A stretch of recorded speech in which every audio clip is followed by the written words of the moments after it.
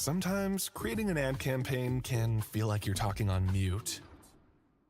But advertising... Whether you're deep in the digital world or out exploring the great outdoors, Slide Drink keeps the good times rolling. So power up your play with Slide Boost for energy, Slide Chill to relax, and Slide Dream to recover. No matter where your adventures take you, explore with Slide. Refresh, recharge, and repeat.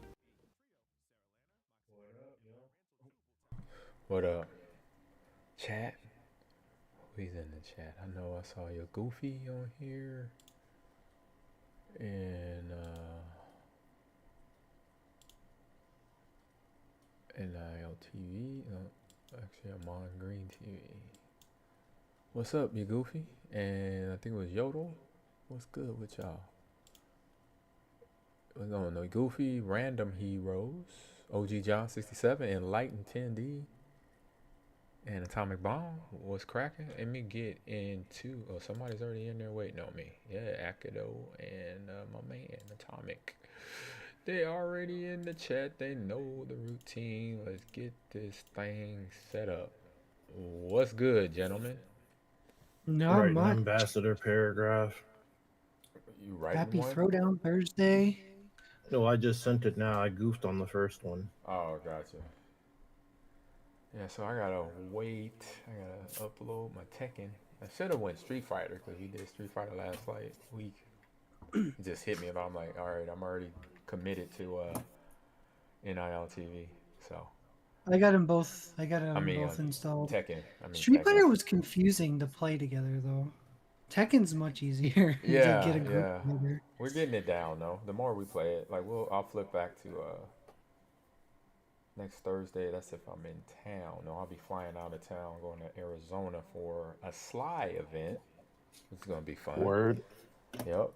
Making the connections. I'm part of their board, as they would say.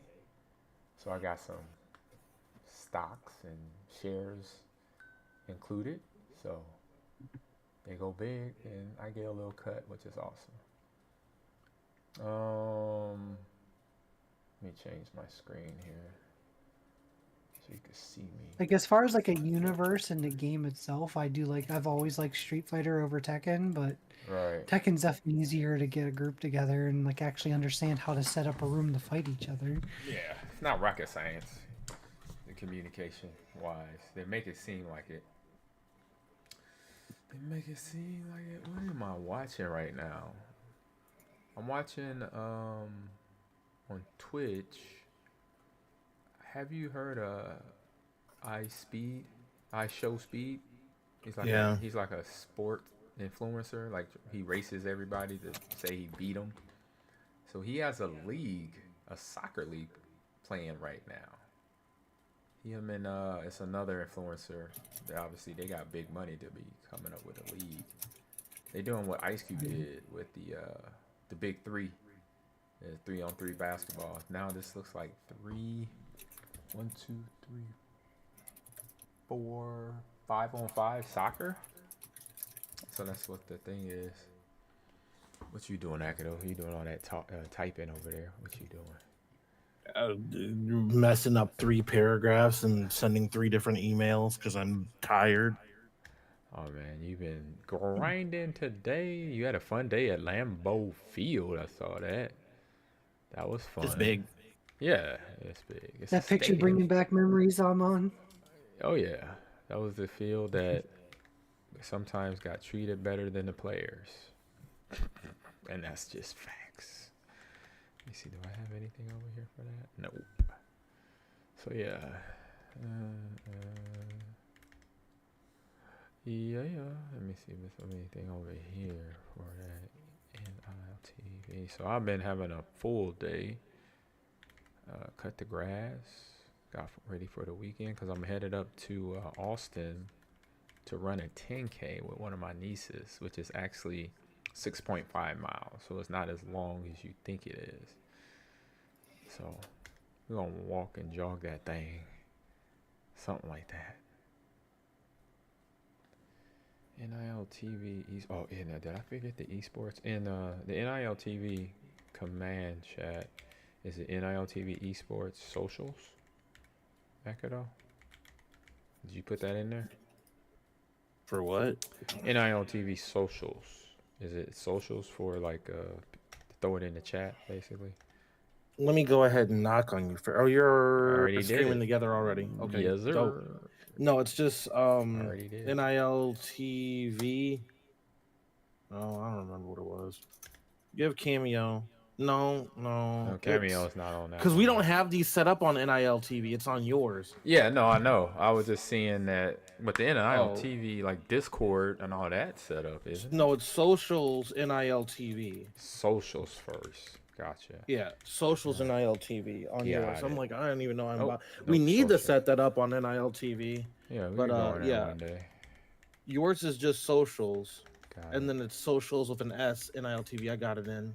Damn it, I keep misspelling it. Oh, I did it right. I got it in too. Yeah. So yeah, I cut grass because we got homeowner association stuff coming at us. We got 2 strikes, and then we got to pay a fee if we don't keep our front lawn trimmed. In other words, I'm like, how long do the 2 strikes go away? I don't know. That's a good question. That's a good question. And then reset your strikes? I don't know. That's a hell of a question. That's what I'm about to find out. I'm gonna go. So tomorrow morning, I'm gonna get up early, work out, and then go run some errands, some business errands. Run to the bank, go to the office where we set up our account, because communication in our homeowners association is not good. So we have to pay homeowner association fees, and it's like trying to find the emerald in the Temple of Doom, if you feel me. It's hard to find out. They have a link where you go in and sign up. I got that link from my neighbor Ken, who I went out to dinner with, him and his brother, sister, wife, sister, everything last night. Awesome, by the way. We had a homemade pizza, organic. The dough was like nice and crispy. We had chicken barbecue. We had a pepperoni with onions and green peppers. And we had French fries and wings, some chicken wings. But they sent me the link, and I looked at it, went to like the main page, and went to the hamburger, went through all these different things, and it clearly doesn't show where you set up your account, where you put it's a number that they are asking me for, some identification number, which is not crystal clear what number that is. So yeah, I'm just gonna go to the office tomorrow and post up until somebody gives me some information on how do I set that up, because we got 1,300. Is it 1,300 for the year of homeowner association? And like, what are y'all doing with that? Like, you're getting $1,300 from all the people that live in Veranda. You talking about 100 homes or more. Just do the math. So what are you doing? I mean, I do see people cutting the grass, but most of the people that cut the grass is hired by the people who own the house. And I cut my own grass. So, where is the money going? I know we got a nice little pool area that we could go swim in. Obviously, you got to pay the lifeguards there. We have a tennis court and a basketball court for a rec area. We could go use that every time or anytime. So I just want to know, like, where I'm gonna go. Definitely, I'm gonna start. You know what I'm gonna start doing? I'm gonna go to the meetings and go ham, ask 1,000 questions. I'm gonna talk to you, Akido, because you're the king of questioning, and I just want you to make me a list of questions that I will ask my homeowners associate board, and just berate them with things. And whenever you come down here and we have a meeting, you're coming with me, so we could just go ham and just break them down to the very little molecules of what they think they're doing to us here in Veranda, Richmond, Texas. You know what I'm saying? No, I get it. We'll grill them. I'm ready. At first, I'd sit down the cookies. I'm like, y'all need some cookies and milk for this one. Cookies and milk. Give me them milk and cookies. You gotta soften them up because we play hard. Yeah, man. My Like, property taxes just went up like, this month, so I'm paying more than just that. right. And like that was something. That's another reason not said a whole lot of why we got out of Green Bay, because being in Green Bay, the taxes went up because everybody, well, not everybody, the Packers were updating the stadium year over year, every other year, if not back to back years. We're getting, our taxes bumped up not even 1%, like 5%, 2% a year. I moved into the house that we just sold, thank the Lord, back in 2004. December 2004, I moved in.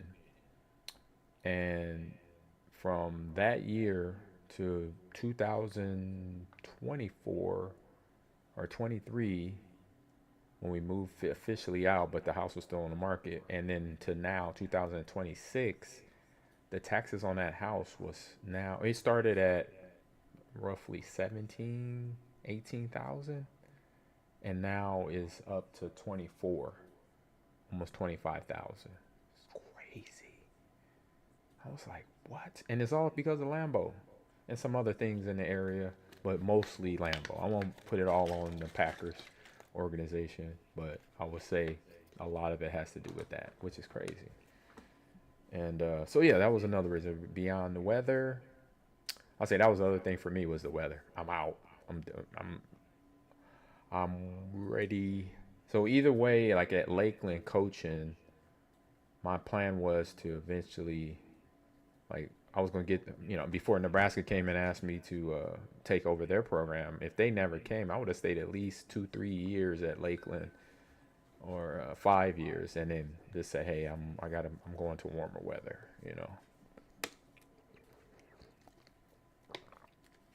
So there was an exit plan for me out of there. And it wasn't because of the program. It was because just being in cold weather for so long, I was just feeling it. Like, nah, I'm getting.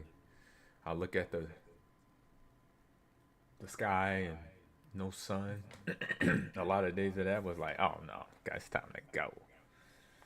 We got now you're still living it. We're still up here living it. Yeah, and like I could tolerate it. I don't know about you. I'm moving down by mine. I don't want to be up here anymore.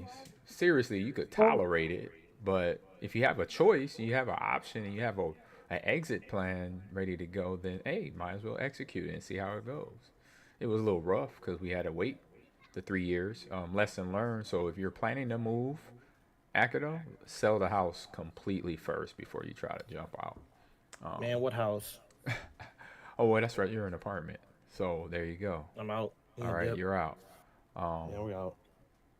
But yeah, what I'm just saying, if you own a house before you move, lesson learned. And I knew it could be a thing, but also I knew that, hey, this house could get bought right away.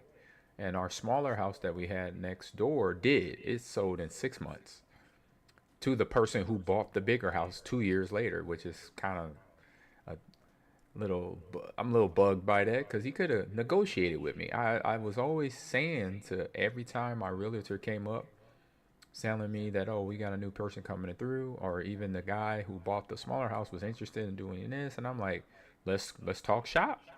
I mean, you give me a legit offer, I'll say, hey, take both houses, because we want our money in our pockets, not paying double taxes. Almost 40 grand a year, which was, ugh. Now that's over. So now I just got to take up my taxes now. They're already like creeping up high already. I only been here 2 years, and there's already 18K. It's like, oh, what? It's like, where is 18K per property? Where's that going? I just want to see it. I made some friends with some of the politicians in the area. Just so happened that, they be in football fans. I'm gonna ring them up, say, hey, why are taxes like tripping right now? I mean, I could see maybe 5 to 10, but what's 18 doing? I mean, that's a small loan to buy a car, and we got to pay that out every year. And the funny thing is, they give you little pay statements where you could like break it down monthly, so you don't have to pay it all at once. I was like, now that's something Wisconsin didn't do. But Texas, they send you a bill that says, you know, if you pay, it starts off at like 100 and something bucks per month, and then it goes up to eventually like 15 to 2,500. If you pay this, you'll be right on time to pay it off in 12 months or whatever. I'm like, oh, okay, that kind of helps. Kinda. So, but man, how was your day, guys? I know Akido, you were Pretty good. at Lambeau Atomic. What you up to? I was at work today. Nice. How did work go? It was busy. Remind me again where you work. I graphic design and printing. That's right. is what That's I do. right. That's right. Yep. So yeah, today probably was a busy day because it's Thursday, end of the week. People trying to get in deadline stuff or get stuff done at the last minute. Friday's probably even more busier or quiet because everything got done in the early part of the week. Am I right? Am I close? For what? For like what Atomic does at his job, like the busy days, like Thursday could No, be we're busy. My boss bought a new print shop last year, and then she just bought another one. So... Oh, she franchising. She corporate. She doing her thing. No, she's not. No, she's not corporate. She's not franchise. She's just family owned. Her dad started the business. She took over. Either way, she's doing smart stuff. She's just the one print shop that she bought, she merged into her current one. Nice. And the other one's down in Tony Romo's town, Burlington. Mm-hmm. I go down to that one once in a while. You ever run into Tony? No, I've never run into Tony at all. How? Even though we've been on the same football field, never sat down and like have a conversation with him. There's a lot of that, obviously, in the NFL. Like you meet guys just real quick after a game, win or lose. You shake hands in the middle of the field, and they go about their way. It's not as social. We were not as social as the current players. Like current players exchange jerseys, exchange helmets. I know that's driving their equipment managers crazy because it's like, wait a minute, we gotta we gotta get you a new helmet. We gotta have all these backups. If you're giving out 17, 18 helmets a season at every game, you play against somebody who you know or you went to college with, which happens all the time. No, I wouldn't understand. I mean, that'd be crazy. But I had a hell of a... Go ahead. I was gonna say, that a big difference between football and rugby is rugby is a very social. We'll get you'll just pound each other into the turf all match long in rugby, but then you go out and drink after. Like you're all together hanging out. 100%. I picked that up right away when I got into rugby back in 2013, 2014. For a few years, I played with the local Gargoyles in Appleton and Green Bay, and then practiced and trained a little bit with the USA national team in Chula Vista, California. So it was funny dealing with those guys because it was funny because it was awesome too. Awesome experience. Finding out that like a couple things about being a Olympic athlete, right? Some good, the pros, the cons. The cons I always like to start with the bad stuff first. So the cons of being a professional, not a professional, you're an amateur, but you're an Olympic athlete is not all that it's cracked up to be, just like the NFL. So most Olympic athletes don't get paid nothing. They do get everything taken care of. It's like you're in college again. You get your food, you get your room and board taken care of. If you have a car, that's on your own. I mean, unless you get a media deal, with a car company or, a drink company where you get Gatorade or water, everything outside of that is on your own. If you get paid, you're getting paid because of the sponsors that you received, that you went out on your own or you had an agent go negotiate.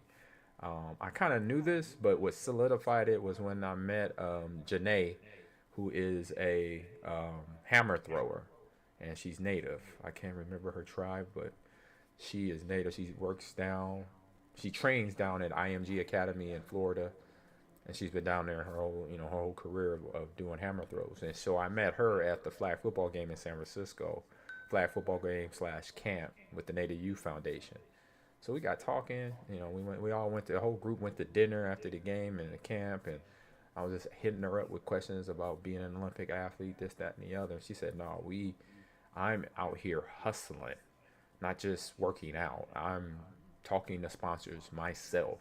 I'm getting partnerships with so and so myself. IMG helps out a little bit because they have a big marketing group.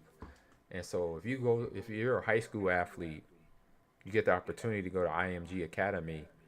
You could go in, like, they have high school teams, so you could actually be, you know, in California, Michigan, Wisconsin, and you're good at football, baseball, basketball. You could go to IMG for a full ride for your whole high school career, and then on top of that, you're in. Once you get there, you're in, because then you can play.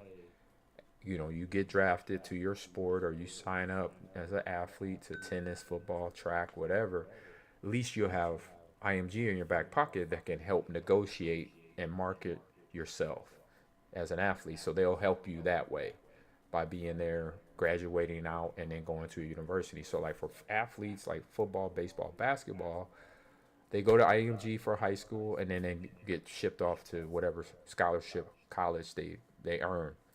For Olympic athletes, so rugby, track and field, hammer throw, all that, obviously they're on for the long haul because they're not in college no more. They're aged out, obviously, or graduated on, and now they're trying to make their way. But their way is all pretty much solo, other than with the little bit that IMG Academy can do for them, raising funds, getting them sponsorships. So when she told me that, I kind of heard it, but it just justified everything that I've heard about being an Olympic athlete. It's not all cookies and cream. Even when you win a gold medal, that's the only time you make it something, and that's a maybe. Like in other countries, you win gold, silver, or bronze, you getting paid. I don't know if it's 50 grand or whatever, 50 euros, whatever, 50,000 euros, 50,000 yen, whatever. But you're getting money. I heard years ago that in Russia, if you get gold, whatever event you run, then you're set for life. You could just get one gold medal in Russia or Ukraine or places like that where you're it. Like, you are that person. You get a house, you get a car, you don't have to pay for it, and you could basically start your family, And it was like, wow. I said, why are we not doing that? Giving these Olympic athletes, if you get, like, you got Michael Phelps, for example, that has over 10 medals in his swim competition, more than that, 20, and some other swimmers, the women swimmers as well. And their money is all for sponsorship, not from the U.S. committee saying, hey, you got all these gold medals, here you go. Here's $2-3 million to set you up for life. Here is a home. Here is a car. And Olympics is sponsored all about. They have sponsorships from banks. They have sponsorships from car companies. So they could get you a ride. They could get you a bank account set up, and then boom, money in it because you earn gold, silver, bronze. It's just like, and they don't do that. I'm like, like, some things you think there's just simple things you could do as a government or as a board that makes sense, makes it easy for everybody, because a happy, supported athlete will perform better. That was like me. Horse spoke. It was like me in the NFL when I got in and was learning the ropes of how agents work and all that, and I'm just like, man, it's like this crazy game of who to trust, and it sucks because you don't know who to trust. Oh, man. And this was Deep Talks with Amon Green. Yes. But where was I going with the rugby thing? Oh, so with the team, we got Garrett Bender, Carlin Isles, and a few other guys, and they were okay. They were awesome, and young guys. They were college age or high school age. Some were It was one guy named Andrew. What's his last name? He was Fijian. He lived all over the world. He lived in Germany. He lived in Australia. He lived in Japan, China for years. He was probably the oldest player next to me because I was just turning. So this was, so we gotta go back 2020, that's 6 years ago. And then you're looking at 2013, 14. So you're talking about over 10 years ago. So I was in my mid to late 30s. Still had a little gas in the tank. And you know, they were great group. Coaching was okay. I was getting to know him too. But filling them in on obviously being an NFL player, they were asking me questions. Hey, Amon, you think I could do this in the NFL? You think I could play? And I was like, yeah, you could play. I think I brought this up before. And where I told Garrett Bender, man, this kid was a unit. When I say a unit, that means he was put together very well. 6'4", between 215, 220. Lean, could run, could jump, could tackle, could hit, you know. And just a specimen. I'm like, dude, if I'm an NFL scout right now, I'm signing you up for either wide receiver, or I'm telling my head coach, say, hey, this kid, Garrett Bender, he's 6'4", he could run forever. We could try him out at wide receiver. We could try him out at strong safety, and just see, and then teach him and develop him, because he already knows how to tackle. He just has to learn football. You know, it's a little bit different than rugby. Some of the angles are different. Some of the rules are different that he has to abide by in terms of knowing when the ball is in possession. Like, because football possession to rugby possession, there's really no big emphasis on who possesses the ball, because, you know, each team in football gets the ball. You know, try to score. You kick off to the other team. There is a kickoff in rugby, and then the other team advances, trying to score. Then the ball goes down, and like there's a quick snap. For us, there's a kickoff, tackle, and then the offensive line, or the kickoff team runs off the field. Here comes the offensive line. So it's time in between. Like rugby, it's boom, it's moving. So as soon as the ball's kicked, the guy gets tackled, the ball then gets snapped, and boom, they're off running again and pitching. So it's no delay. There's no 30-second, you know, time, 30 seconds to a minute. Huddle and personnel going in. No, guys, the personnel's on the floor, on the pitch. And if that personnel ain't ready to keep their eye and head on the swivel, find out where the ball's at, then they're not gonna be playing, because you got to be attentive and then ready to go. So you go from playing from offense to defense in the snap of a finger. Boom. As soon as you get the ball, you can have the ball offensively, and then boom, there is they call when the ball hits the ground without being pitched. I forgot what they call that, but that happens, and then boom, the other team has the ball, and it's on the run. So the guy can grab the ball from the other team and take off running, and you may not have nobody on him, and then boom, touchdown. And they call it a touch. They don't say touchdown. It's a touch in rugby. And so, or try. That's what it is. Try. You correct me. Gotcha. Try. And then of course I got asked questions like, what's it like, you know, with the pads on? What's the difference? And some of the guys are like I just seen on videos, you know, some of the older guys that play for like the All Blacks and the South African team, the England team, saying like, you know, Americans that play American football, they are soft. I'll say that. That's the nice way. That play with the pads and all that. What'd you say, Atomic? You're thinking of a knock-on whenever you when you drop the ball. Yes, that's what it is. Knock-on. It's called a knock-on. Yep. So, you know, had players I see in videos, like I said, put us down as NFL athletes, players playing with the helmets, shoulder pads, knee pads, butt pads, elbow pads, whatever. And I said to them, well, I know, I mean, that's part of our game, right? I mean, we have to have that stuff on to protect ourselves. But you know, you guys are so, you know, y'all could do this without it. And I'm like, yeah, you're true, but that's not the game. So we got to learn how to practice with and hit with those things on, helmets, shoulder pads, and all that to protect us from somebody else who's hitting us. Not saying that we can't come out of that and play. That's why I'm here right now, because I'm learning, and I see it right away. I know how to tackle. I'm not afraid of contact. I know how to tackle properly, as that's what they call it, a proper tackle. Wrap up, knees to the ground. Atomic, you know what I'm talking about. You wrap, boom, and then drive into the ground. And you see that every now and then in football, where you see a guy in full pass do a proper tackle. Then you see guys just kind of run up and jump into people, like a Troy Polamato. He used to do that, just jump into you, lay you out. But in rugby, I loved watching Troy Polamalu. Right. So in rugby, though, with those, jumping in the air hits that he does and other people do, other linebackers, D line, once you leave the ground and you don't wrap up that person, you hit them to the ground, they could get up and run. They're not tackled. So that was stuff like that I was learning. I'm like, oh, so you got to wrap them up all the way to the ground, and then they slide the ball, like snap the ball to the next player. One of their teammates picks it up. So I was like, oh, gotcha.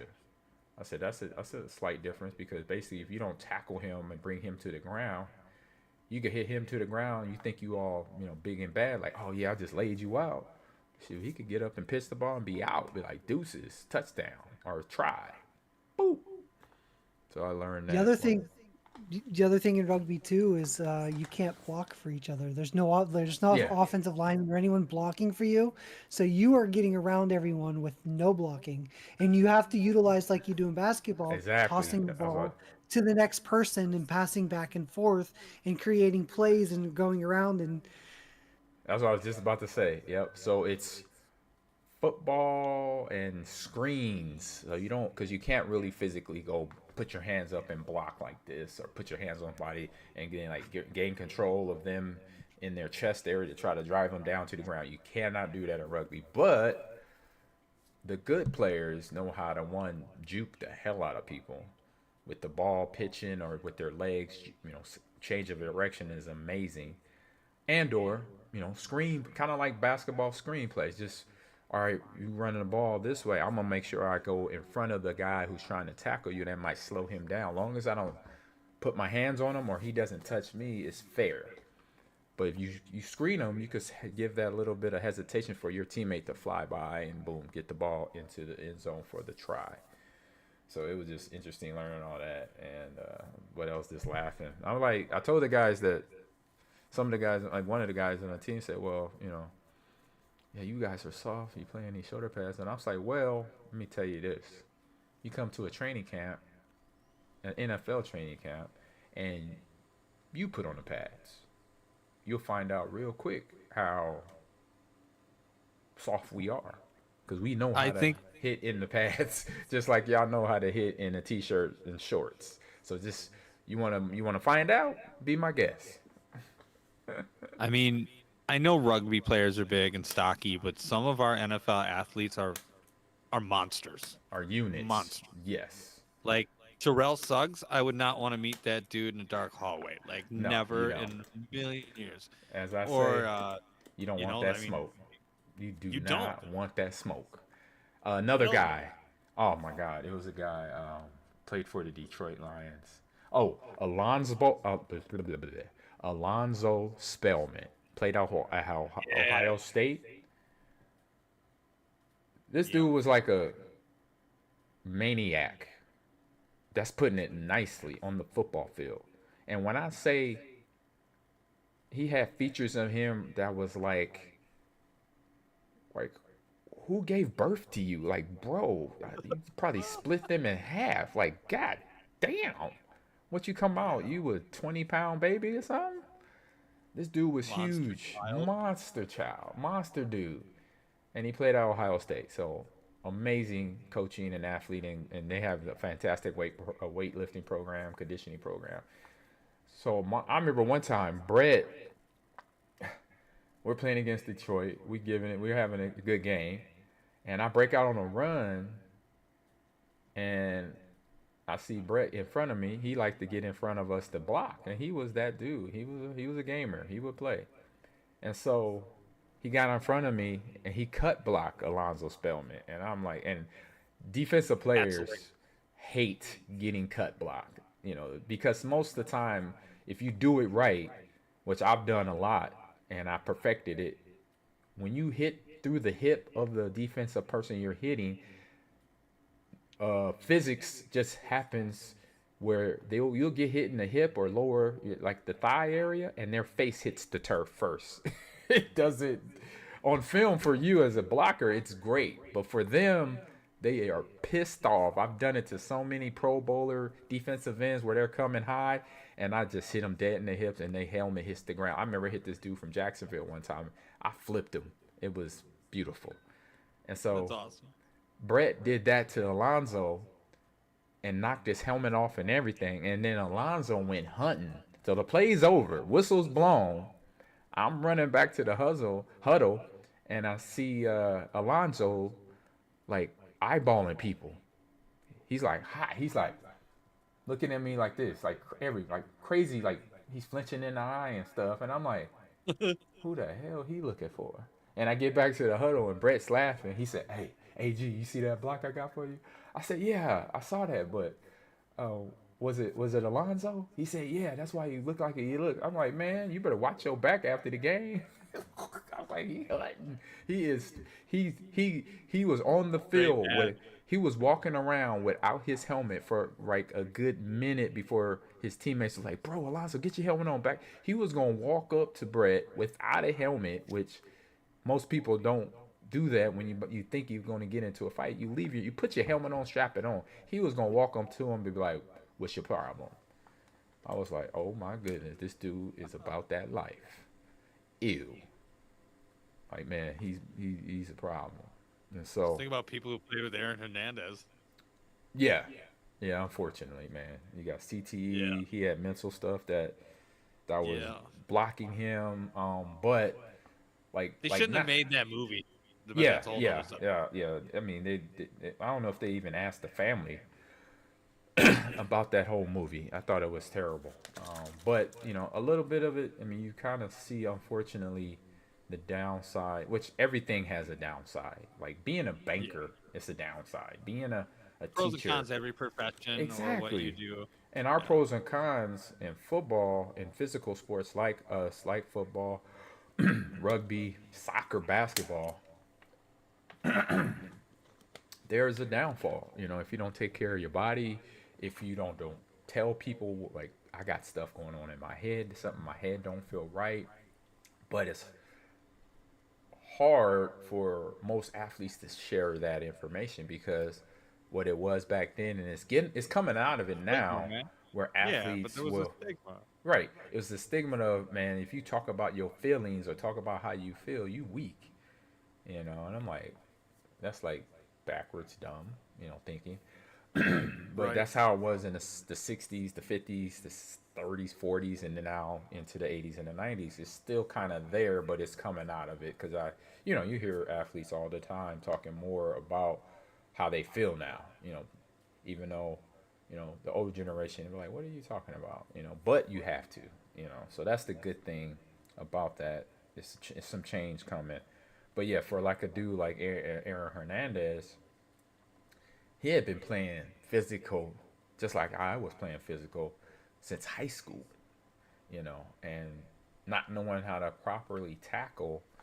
We could get onto the game. Hold on, let me finish this conversation. Hit a commercial, and we'll be right back with some Tekken. While you game, DevourGo delivers more than just food. It is the next-gen commerce platform bringing seamless ordering into the heart of gaming and entertainment. Skip the app hopping from your computer to the kitchen. DevourGo makes it easy to fuel up without missing a moment. Game on, eat up, DevourGo. All right, here we go. So yeah, with Aaron, he never got he didn't want to reach out because he knew what people might think of him. And then knowing that is where I'm happy I did, the interview with Hope for the Day. It's okay not to be okay. That resonates so much with me because that's where he was at. Like he thought, one, between his gameplay and being hurt, but then also you watch that movie and or you even watch the documentary, he was like in a space where he was dealing with sexuality too, being that he was going down that path and he didn't know what to do, who to talk to, until that right there was just answering a ton of questions on what can people do when they're sitting in a position where you are the dude, you're a badass at what you do in a sporting world sense, and what you're gonna sound like if you say, "Hey man, I got this going on. I get headaches, or I don't know what to think when I'm, Well, as a guy, you just typically deal with things, it, right? I forget things, or I don't know, my daughter's name. I forgot her name, and just like stuff like that. You don't really think about that can be like real seriously a thing that you need to get attention to. Why does my system not have all my fighters? We'll go back. So yeah, that maybe you should play Street Fighter instead. I don't know. It's better. I didn't take it out either. I think I took it out. No, I took out was it Assassin's Creed. I think it's still updating. That's why all my players are not in. Let me go to the menu real quick. This thing's fine. I don't know why I play golf games. I'm so bad. You doing the virtual one? No. I'm doing PGA 2K25. Oh, okay. I have 24, the one with Tiger Woods on the cover. Oh, you've got that then. This one's got Tiger on it too, I think. Okay. All right, let me restart my PlayStation. I'll be right back here because I want to make sure I got the game in there. Go back to the chat screen. Oh, my dog barking. They be barking at our neighbors. Got DMX downstairs? I know. Apollo. His name is Apollo. Nice. Where my dogs at? Where my dogs at? What's up, Cowboy Naughty, man? In the chat. How you doing this evening, sir? Who we got? Bear Fan in the chat. We got Atomic Bomb, Bubba, 966, Enlightened, Jarhead in the chat. Hey, Jarhead, if you're in our fantasy or dynasty league, we got games that are now being played by. You gotta make sure you reach out to your competitor or your opponent and set up a time to play, because you don't want to not play and then get the week simmed with that. So OG John, what's good? Speedy Misha, how you doing? Yair Menta, I think I'm saying that right. And say that again. Yeah, did I say that? Yair? No. Yo Goofy, what's up? How you doing? What was funny about that? I'm trying to say the best. I don't know, I'm trying man. not to destroy that name. I'm just trying. I'm just listening to you murder names. Yes. Hey, and reason why I tried my best to say the name correctly, because when I was in elementary school in California, and even it was mostly Cali. So between kindergarten, first, second, third, fourth, fifth, sixth, seventh, eighth grade. And it wasn't until junior high school, 7th grade and 8th grade, where teachers got my name right. They were, in kindergarten, kindergarten, first grade, I was Akman, I was I-Man, I was, what else? I-Man? I-Man, with an I. With I an wouldn't have I. corrected him. With an I. Yeah, I-Man. I-Man. I was like, I just knew it was me. I was just like, here. I-Man sounds like something you'd fight in Mega Man. Correct. Like one of the boss. I'm like, I-Man? And I come home and tell my mom, like, Mom, the teacher called me I-Man today. Akman as well. She's like, what? Your name's not that hard to say. I was like, I know. It's Aman. And this is school where you already should understand pronunciation as a teacher. You just part of your teacher degree is learning how to pronounce names. You sound things out. I took the course myself. I'm a teacher too, so I know. Like, what are you talking about? I-Man? Where you this? And it happened. That one happened actually when I was in high school. So my sophomore year in high school at Omaha North, we're back in Nebraska, and this was on Friday Night Football. I never forget Ross Sturstrom. He was the sports anchor for the one at KETV. He's still there today. And I brought this up to him when we did an interview in probably the last 10 years. And I said, hey, Ross, remember, you probably don't remember because you cover a lot of high school games, but you covered an Omaha North versus Omaha Benson game. I was at Omaha North at the time. He's like, yeah, that's correct. You went there for 2 years. I said, yep. I had a big run down the left sideline that was like for 65 yards, and then I got caught. And you mentioned I-Man Green did this and I-Man Green. I say, hey, you know my name is Amon. I say, and my mom, I don't know if you remember, called the TV station. My mom was so pissed. She called the TV station that night because she overheard me. I was telling her. I said that the guy on TV mentioned my name and he said I-Man Green. And they spelled it on the TV screen. Horse Bolt, Atomic, awesome. Everybody in the chat, they spelled it on the TV as I. And I want to even throw in. You loved it. I even want to throw in a dash. They said I-Man Green. With a 65-yard run here, getting caught by Ronnie Doss. Ronnie Doss was a dude, was very fast, so I wasn't going to outrun him. So I was not upset being caught by him from behind. Anybody else, I'm like, dang, wait a minute, I got to work on my speed. But Ronnie Doss, he was our state champion in track in the 100 and 200 from his season. Oh, so he's fast. He was fast. He was like Michael Johnson. You think of fast people, Devin Hester. Anybody else? He was that dude. He was super fast. Tyrone Bigsby. Yep. I was like, I'm not gonna worry about it. Yeah. Installing game data. Some modes characters will be limited during the install. Why did it get me into the game then when it wasn't done? You got Street Fighter? We should just do some Street Fighter. All right. Well, Street Fighter probably has an update too. Correct. Mine's always updated. All right. I guess I go with Jin. Get in the hole. Yep. All right. No, this is not 2-player. Let me go back. Let me go CPU. Get some warm up in real quick. Isaiah, do you have Street Fighter? Yeah, I have Street Fighter. I don't know if it's downloaded, but I'm gonna go with him. I'm gonna go with Kazuo. Oh, Jin. I keep saying Jin. Random. Well, I'm gonna warm up a little bit with Kazuo. Kayuza. Very hard. I've been trying to warm up, but I don't really get much movement whenever I'm fighting Isaiah. I'm like, yeah. So yeah, I really have a second to breathe. So what was I talking about? I forgot. Who was it? Who was I talking about? Horsebone.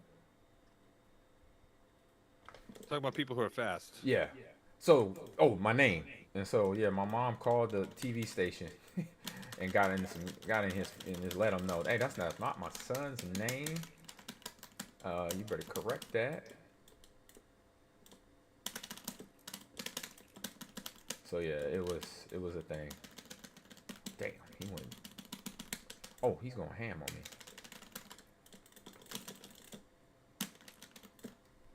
Oh, he got me. Yeah. So that was interesting. Yeah, it was funny. Oh man, he just kicked me in my face.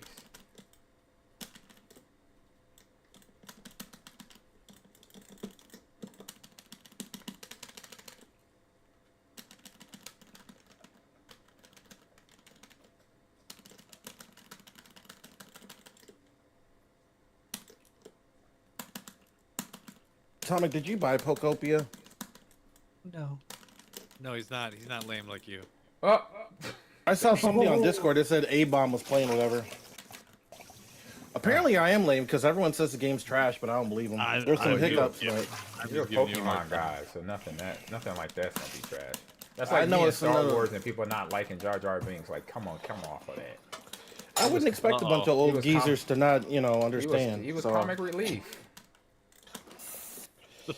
He was You put guys- in because of George Lucas's kids too. You had to spark that, Amon. I always yeah. will spark that. Trust me.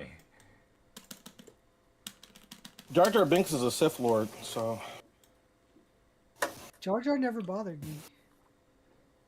Yeah, he never bothered me either until went to Comic-Con one year, and people just went in on him. Like, I want him dead. I want him to get burned alive. I'm like, God damn.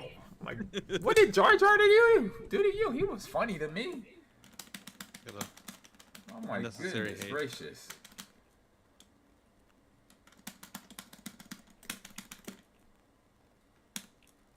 Oh wow, you got me good. Damn it. These announcers are ruthless.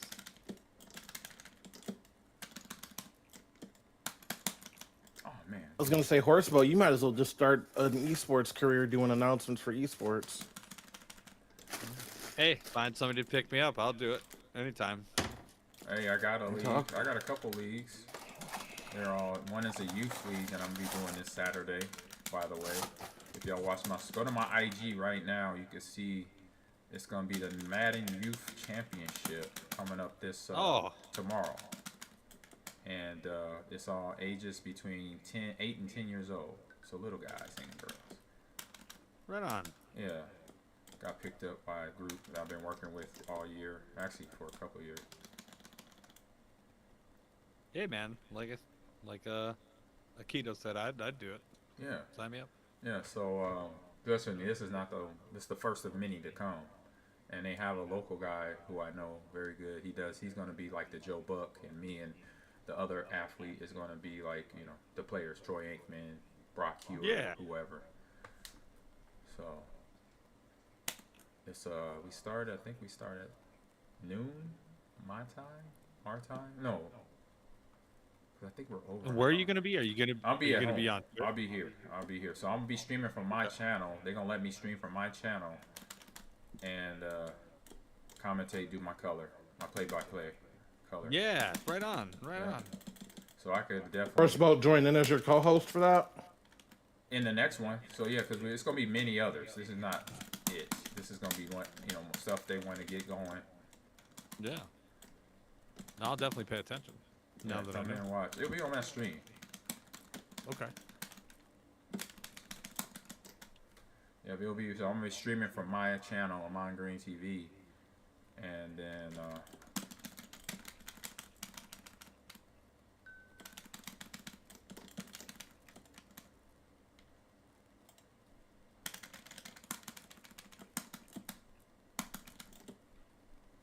That's how we make our own network for AGN, Amon Green Network, to be honest with you, but I'm gonna hold my thoughts. Whoa. Oh, he got me, man.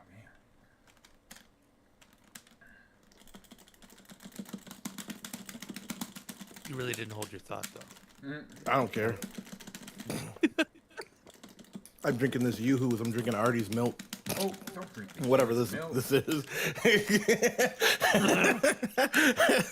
Whoa. You drinking your son's milk? Heck yeah, this stuff Man, is come on. delicious. He gonna cook, Daddy, where my milk at?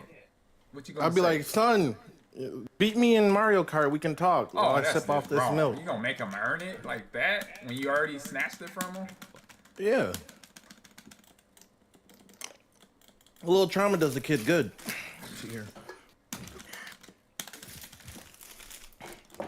Kids nowadays, they have too much stuff given to them. They need more stuff taken I away. kind of agree with that, but All them Roblox kids, they need all their accounts banned. They need to just have everything, just lose all their data, and force them to play something else. That's what I think. wow, he got me. Let's go, Street Fighter. No, we good. He ain't hopping on Street Fighter. He playing Tekken. He's committed. Forget it. Isaiah and I have been still fighting back and forth. Yeah, I'll be jumping in a little bit. Are you playing Street Fighter or are you playing Tekken tonight? Tekken. Yeah, we got Tekken. Oh. Isaiah says he doesn't think he has Street Fighter installed. Oh.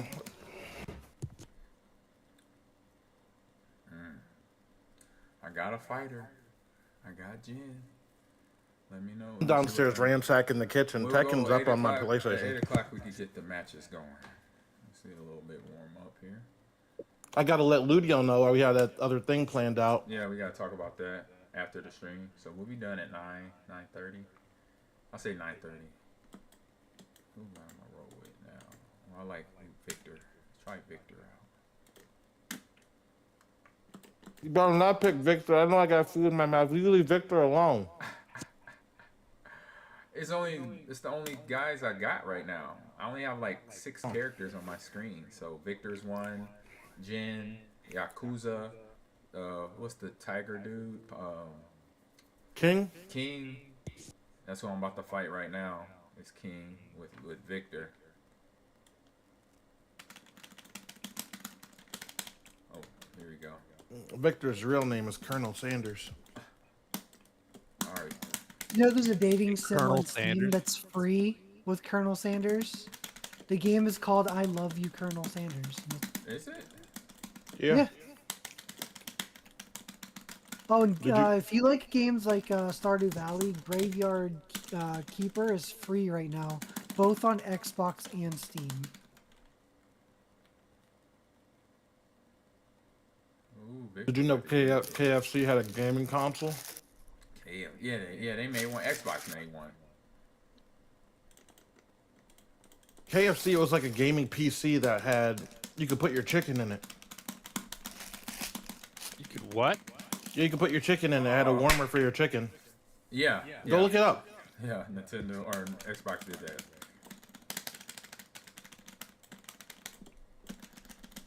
That's wild.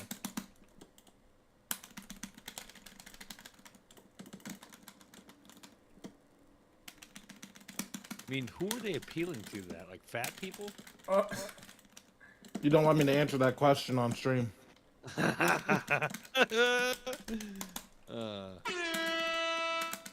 Like, legally, I cannot answer that question on stream. I mean, legally you could. He said legally you could. You could. Oh man. So no, I was thinking about stories I could share, and some I could say I'm gonna start with Little League stories, and I might have told a couple of them, but this one I'll say, how far y'all want me to go back? Fetus era. Fetus Talk era. about how you were running back like in your mother's womb, just like how you outran all the you know other what? ones. Hey, my mom told me this story about me. How you shot through the urethra. Yep. Straight up.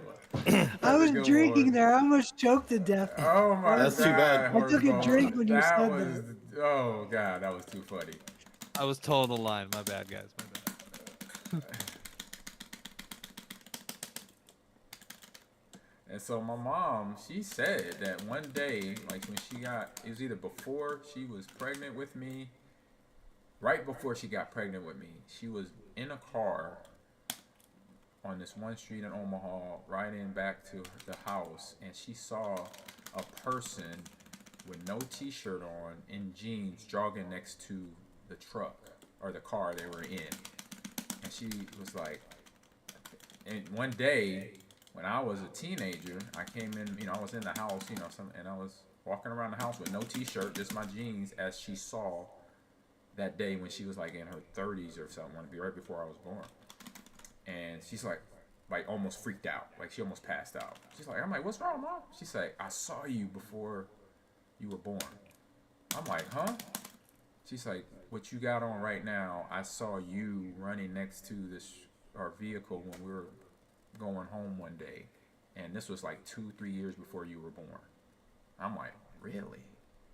I'm like, okay, my mom bought that life. She got that Xavier X-Men stuff going on. Okay, so I was like, okay, all right.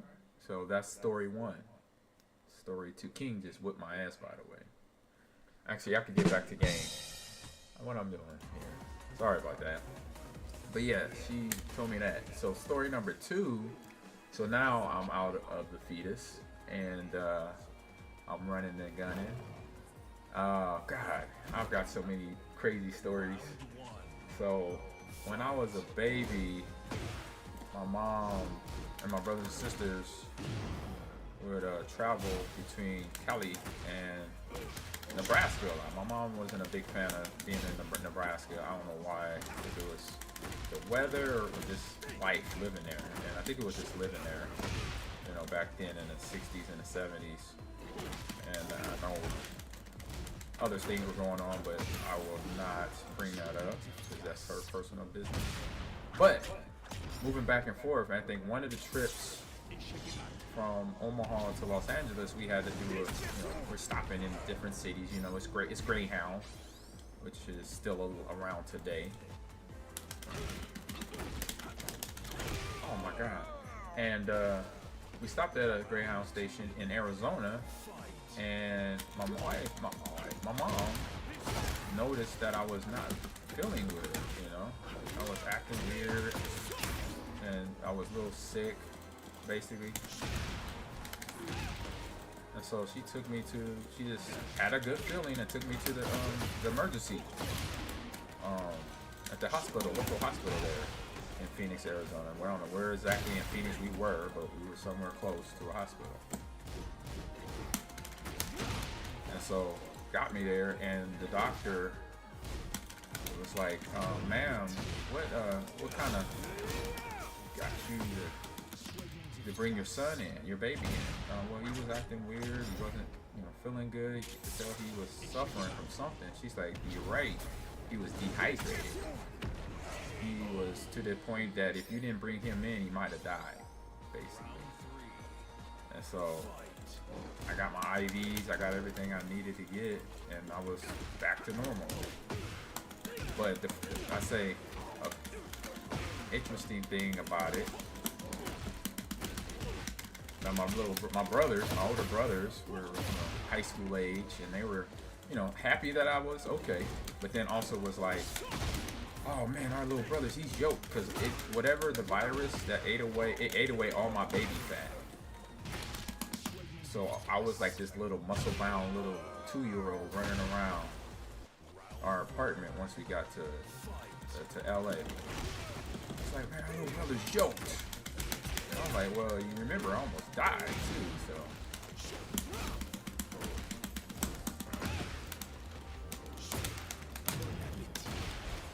You know, so it was interesting. So that was that. Oh God. Get this out of here. I just realized I was muted. That was pretty wild. Yeah, it's crazy. God dang, King got that wrestling moves. So yeah, that happened to me. So that, from there, that put a different mindset in me, and I didn't realize it until I wasn't aware of that mindset until I was like in high school, because I didn't know that story. They didn't tell me that. Obviously, me telling my mom and telling me that story at 5 and 6 years old, it would have went one ear out the other, like not understanding, you know, what I've been through to get that point. And so when I got older, it was about high school age. I was 14 and she told me that story then. So I was like, oh.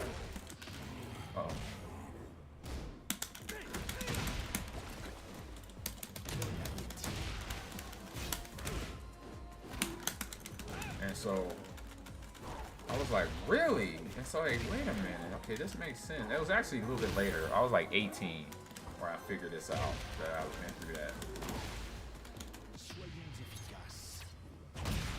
And I'm like, wait a minute, really? So and then I started rewinding my mind and thinking about things that happened to me when I was a kid and a teenager. How I was just, things would happen to me and like I wouldn't even think about, like it was not be a second guess to do something, you know, play football. Like I remember one time, beating up the bully. Like I was that kid.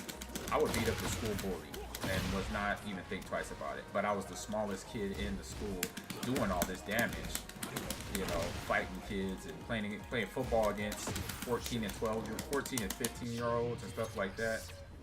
It was just something that I would do on the daily and not even think twice about it. So like being in situations that most kids be like, no man, I ain't doing that. Like you about to play against a whole bunch of 14-year-olds and you're 7. And I'm like, and so what? So like I had a fear. I didn't have a fear factor, basically.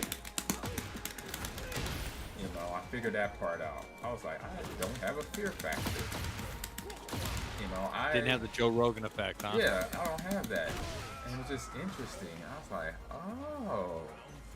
So I mean, I've always had like a little edge, you know, of like, don't be afraid to do stuff, right? And don't be afraid of people because they're just human like you.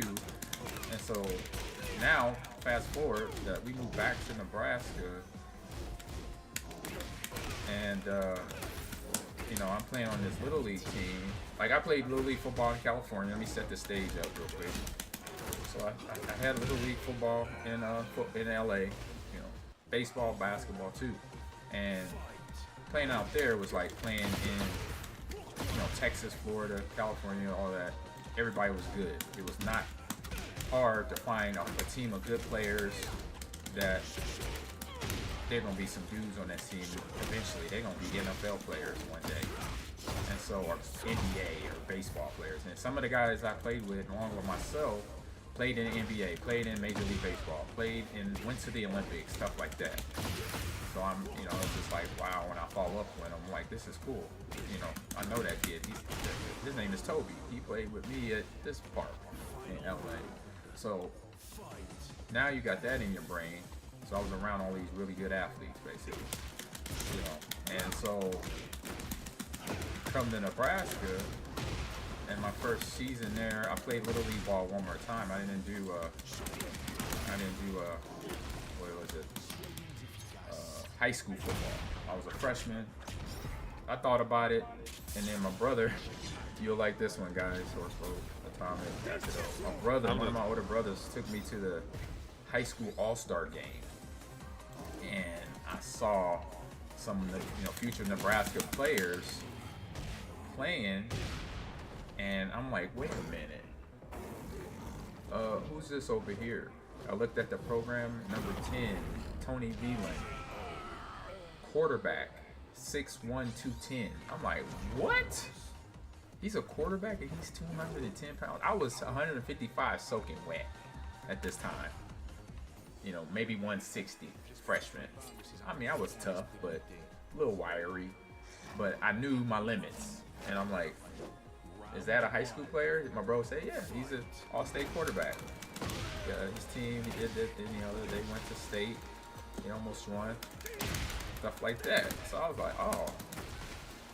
So I'm like, he's that dude. And so then I saw this other guy.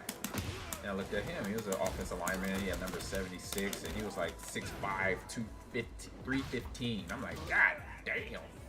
I didn't say that to my brother, but I'm like, hold up. I'm like, hold up. He's 6'5", 350 or 315? Oh my goodness. And he's going, you know, to some college. And I'm like, oh, okay. And reason why I bring up all that is because the high school coach called me early that summer when he found out I was coming to high school at North. He knew my brothers were really good high school athletes as well, so he just thought I would just come in right after them and be a dude. And my brother took me to that game. I was done. I said, can you call? You can't even talk to dad or maybe talk to my coach, my high school coach, and he wants me to play varsity, or he wants me to play freshman and eventually varsity. And let them know I don't want to play high school yet. I want to wait one more year. Damn. And he just laughed. He said, yeah, I'll help you out. And so my dad ended up calling, telling the coach, you know, Mom's going to wait one more year and play his sophomore year, but he's going to play Little League ball. And this, that, and the other. It was funny. And then, so I got on this team. My brother coached me on. One of my other brothers coached me on. And he was a running backs coach, of course. And he brought me in. And I had to do tryouts and everything. And King is kicking my ass right now. And I go to this tryout. And I'm like, you know, I just got in from California, so I didn't have no football shoes. I had my baseball shoes. I could only find my baseball shoes, and it was a white and red pair of ponies. If you remember Pony, that was my shoe. Oh yeah. And I put them on for the tryout, I went out there and did my thing. You know, they did the old Oklahoma drills, stuff that's illegal now that you can't do. And everything like that against those guys. We're doing all the drills against each other.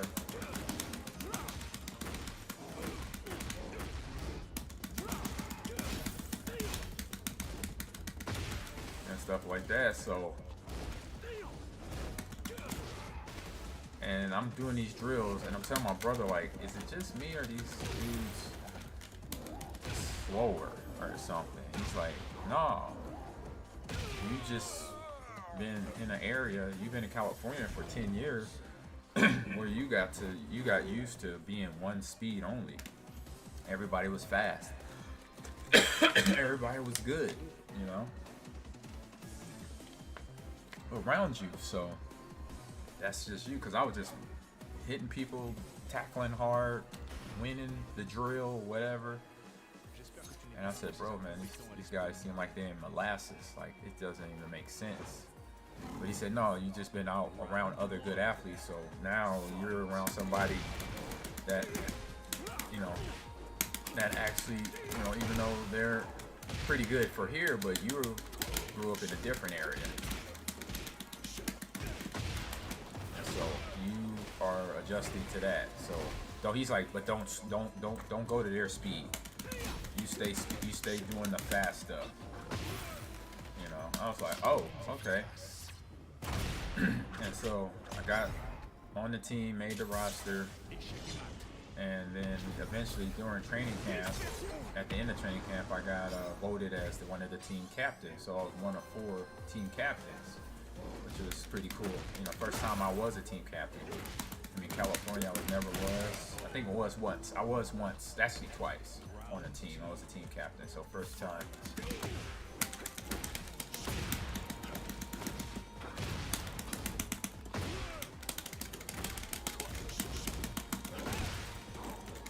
So we have this game coming up. The first game in the regular season is against a team they lost in the playoffs, in actually the championship game, called Kingswood. And this team is well coached, good size, you know, big kids for their age. You know, we're 13, 14-year-old age bracket, and also a weight class. We 155 weight class, and I was like 160. Oh no, it was 165 weight class. No, 160 weight class, and so I'm in that weight class with these guys. And so all I hear through training camp is how big they are, you know, they drive the game, you know, and they got beards, they might have families, stuff like that. I'm like, yeah, they got families. You mean kids of their own? They're like, yeah. I'm like, come on.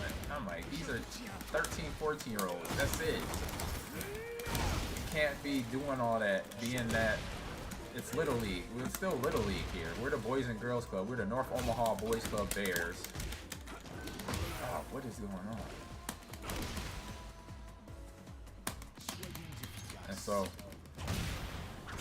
I'm sitting here like, all right, you telling me they're bigger than us?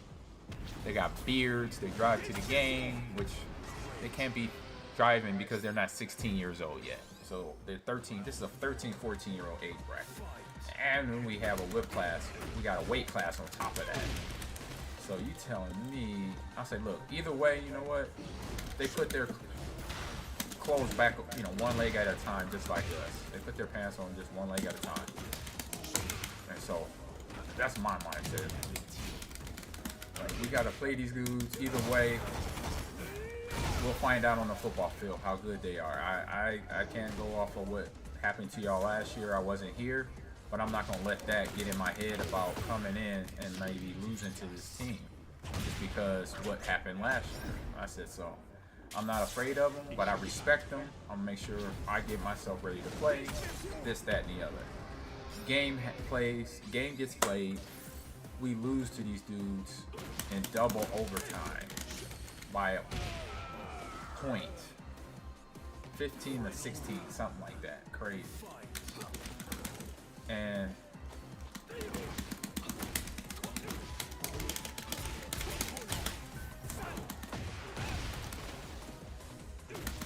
God, he's like coming in low.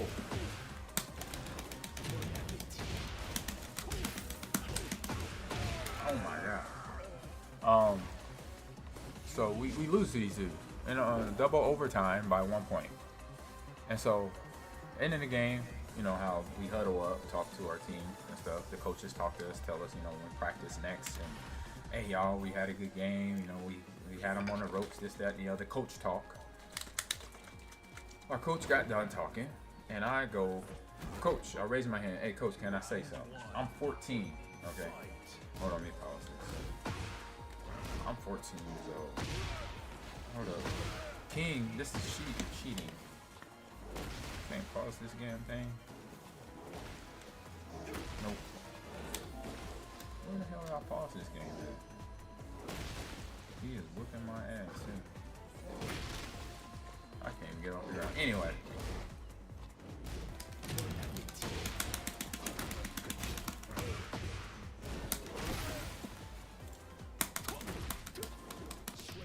And so I raised my hand. I go up and say, hey, Coach. I'm like, Coach, how many games we got till we got to play to face them again? He said, well, we got to go undefeated and win the season to face them in a championship game. And I'm like, okay, cool. I was like, hey, y'all, I heard all about how good they were and all this stuff. And we just lost to them in double overtime. So in my head, it's like, we got a way to beat them. You know, we got to go and do our job and win on our games, you know, and be that team.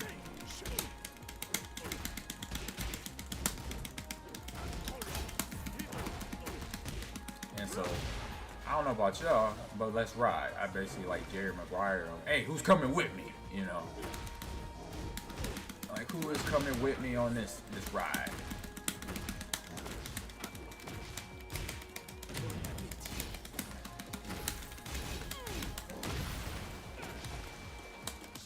And so, we went 11-0 for the rest of the year. We did not lose to nobody. I say the closest game was probably like 35-14 after that. We ran the gambit. And then for the championship game at the end of the season, we had to face Kingswood, the team that we lost to, but by 1 point, you know, at the start of the year.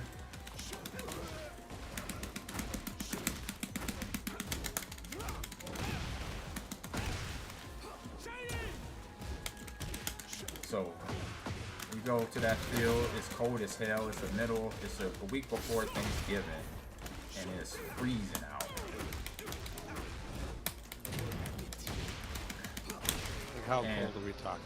We talking about they had hot chocolate at halftime instead of Gatorade. Ooh, dope. That'd be awesome. Okay, that's cold. And then the hot chocolate was frozen on top of that.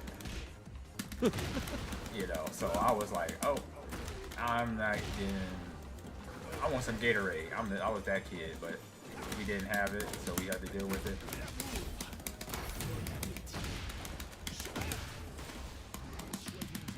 And then start the game. I'm lit.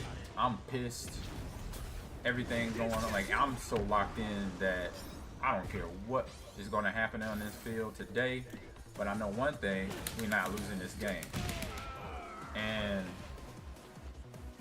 I was like in the zone, like Michael Jordan in the zone, just doing things all offense, defensively.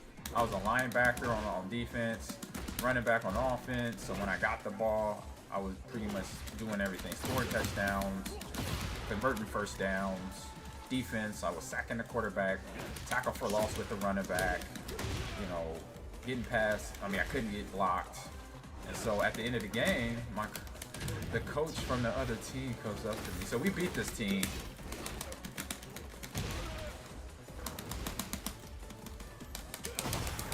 We beat this team 56-0 in the championship game. And what pissed me off, you know why I was pissed off? Almost forgot. The reason why I was pissed off before the game was because 2 days before, we had a practice and a message was sent to our coach from the league saying, You know, even though we beat the Kingswood team real bad. So this was another team. So we beat this team bad. We beat them 42-13. I thought that was 56, 42. So we beat the team that was in our age bracket and weight class. 13, 14, 160 pounds. So what they didn't tell us is that, okay, we beat that team. Now you got to play our other team that's older than you. They're 15, 16-year-olds. And so remember, rewind back for me playing against older kids ain't nothing. I've been playing against older kids since I was 7, playing against 13, 14, 15-year-olds.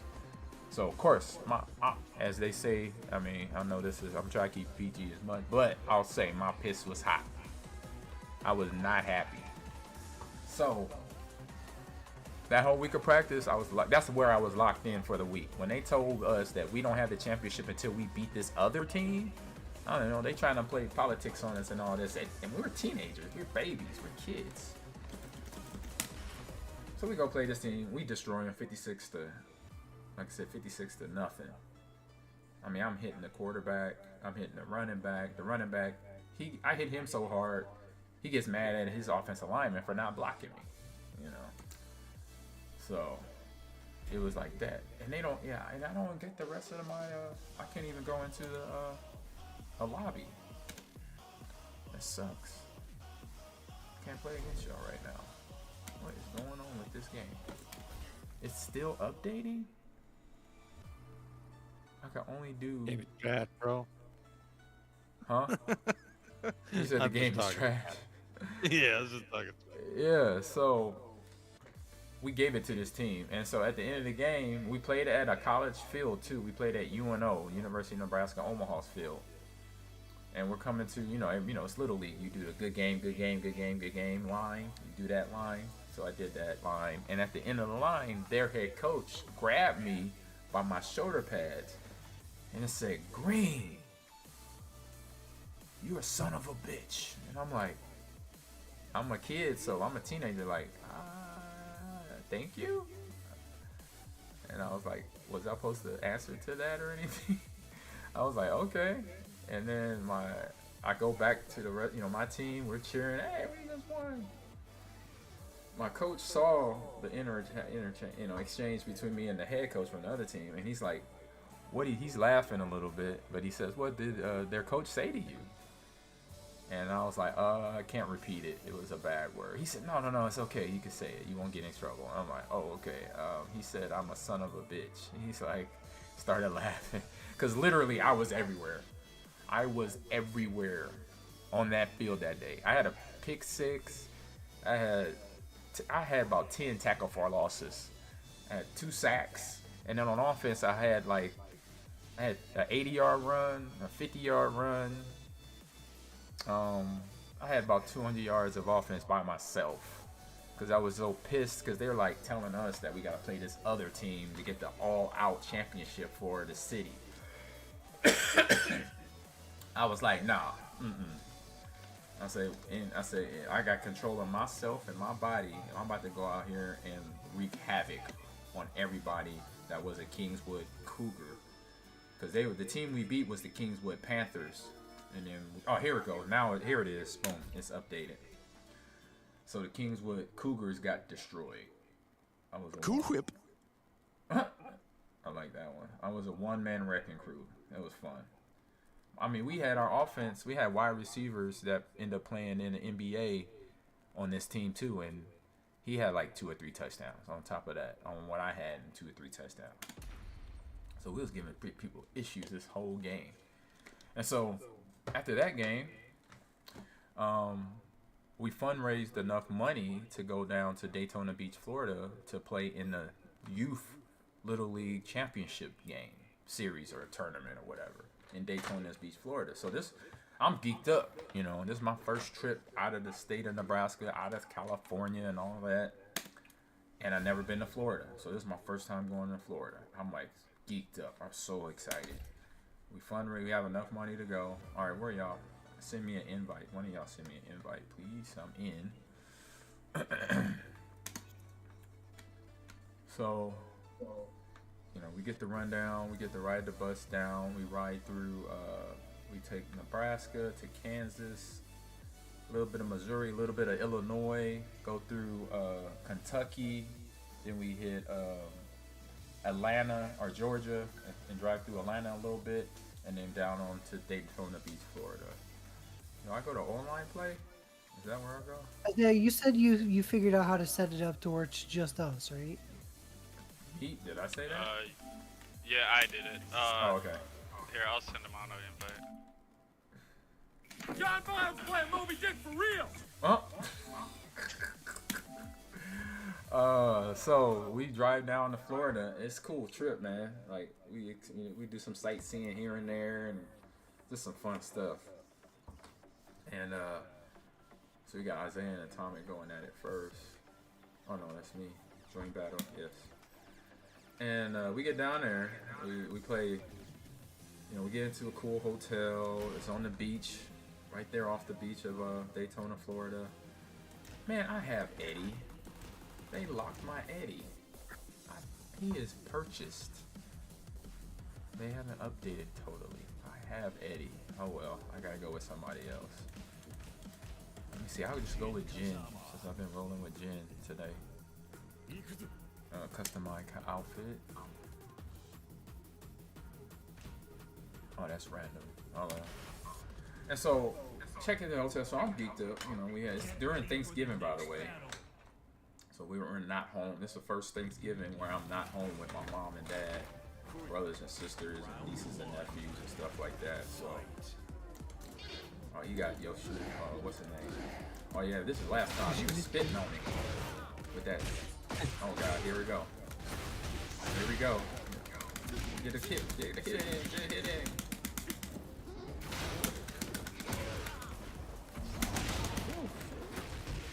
Yes, sir. Oh, how does that even cause damage? It's a spit. And, Florida, new town, never been there before, it's fun. What?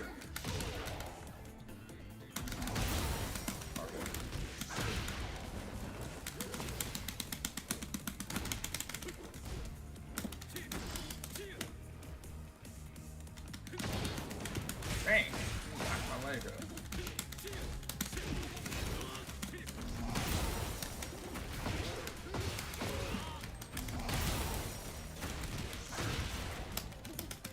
Bang!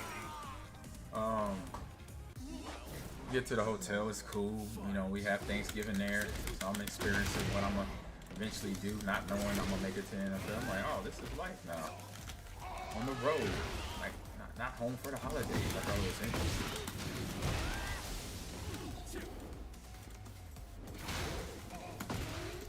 You know, so it was cool. So we played this first team from Missouri. The big boys. They were big guys.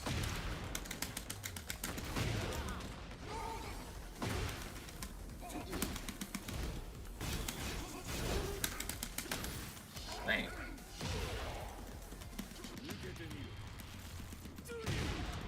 And we find out real quick they don't have no speed. They're big guys, they're physical, but it's no speed. And we had both. We were physical, we were big, and we had speed.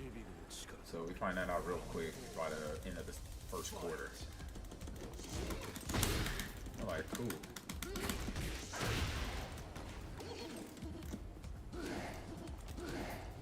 What is that, Isaiah? What? The spit. What is that supposed to do? It's an unblockable, so if I'm close enough to you, it will damage you no matter what.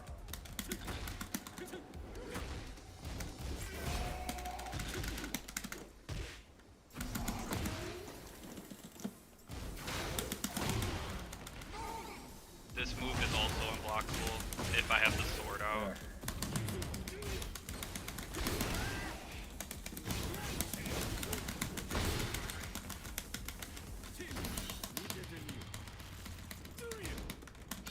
Dang it. Yeah.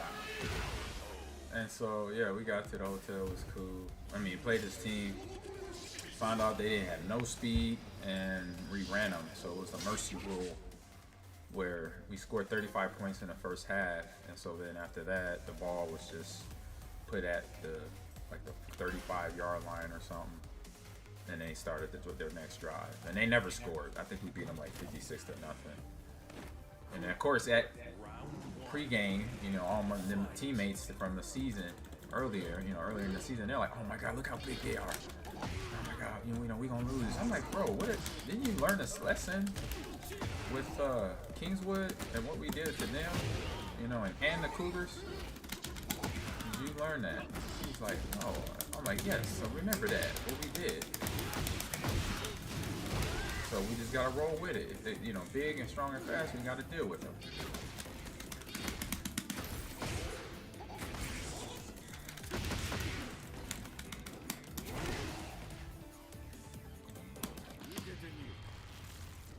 Oh, dang it. You jumped too high. I thought you were going to just jump a little bit and have a chance to hit you. And so, I said, y'all didn't learn your lesson, did you? I was like, don't worry about their size. We're going to figure it out. And we did. Play by play, we figured that they had weaknesses. They weren't fast. That was the first thing I noticed. I'm like, oh man, these dudes ain't got no speed anywhere. Running back, wide receiver, quarterback, tight end. They ain't got no speed. They are not up to par with us. Darn it.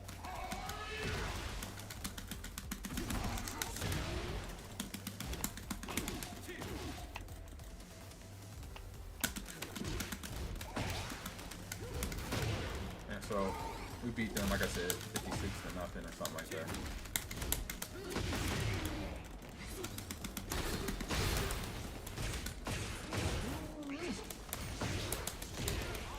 And then so we celebrate, go to the hotel, get some good food. It's Thanksgiving. We eat up, get ready for our next game 2 days later against a team we don't know about yet. But then we find out the next day, the morning, when we have a light practice, kind of get all the soreness out. This team is from New Jersey. I'm not sure if it's Trenton or something like that, but they're from New Jersey. Akado, you in? Oh yeah, you're in. And so we get to the game. Right before the what they do, the national anthem. We line up on the sidelines, we helmet to helmet. We're looking over at the other team. Get ready for the next battle. And I noticed something that I knew this because of my days in California playing football, that you can't judge a book by its cover. Oh man, I was spectating. What? No. How you go back in? I wanted to watch that fight.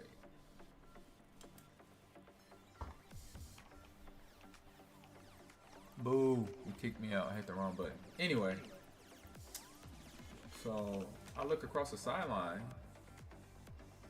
And I know I told this story. Somebody say something. I know I told this story before. But if not, I'll continue.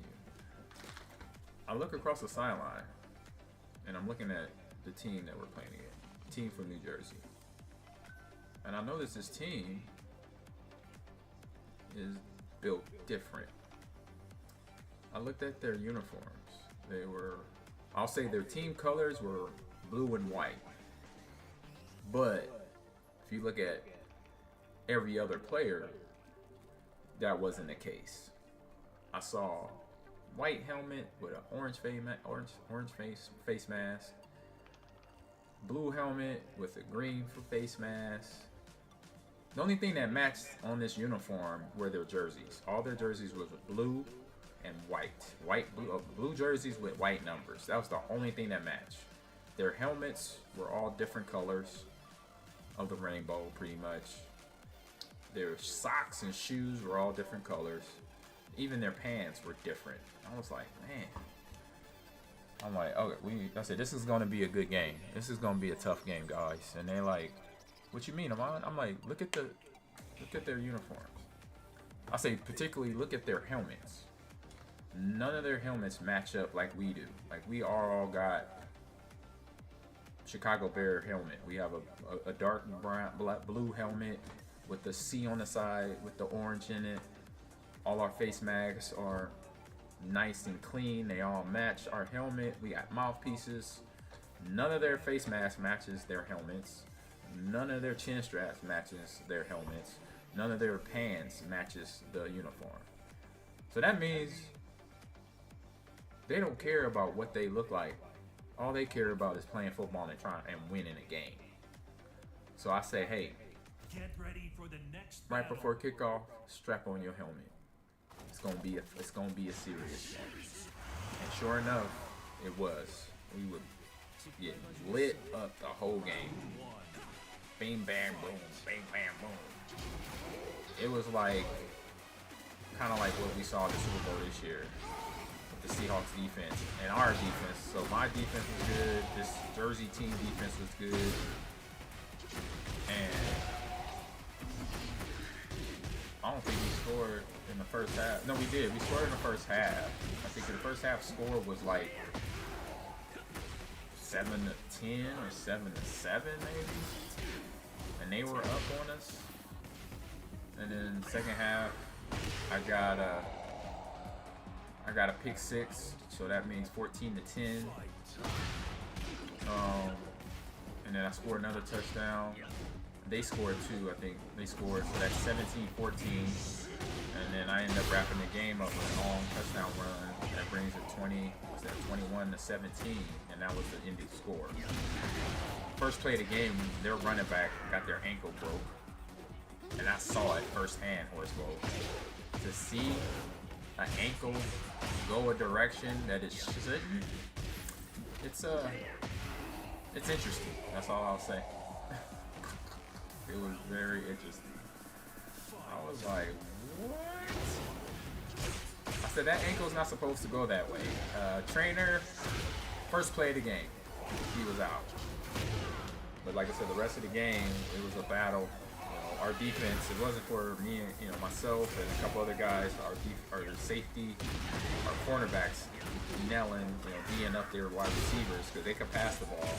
But we shut that down early, and they didn't have a run game because the best running back got hurt. Then it got equaled out. But even when that running back being gone, it still was a fight because their defense was a headache. I was getting stuffed in the back. I don't think I got past the line of scrimmage till the second half. Like they kind of wore them down a little bit, but I was like just dead about that life, which they were. I know it from New Jersey. I don't know if it was Trenton, Bayonne, something, but they was some killers. They was some killers. So there's a little story time for y'all. From Little League to high school.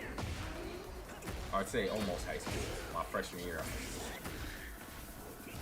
But not freshman football yet.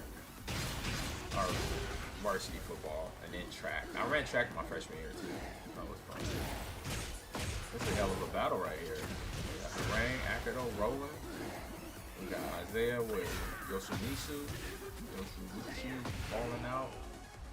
Hey, Rain got those legs, man. He'd be a good high hurdle sprinter. That's what he would be. He'll be a good high hurdle sprinter.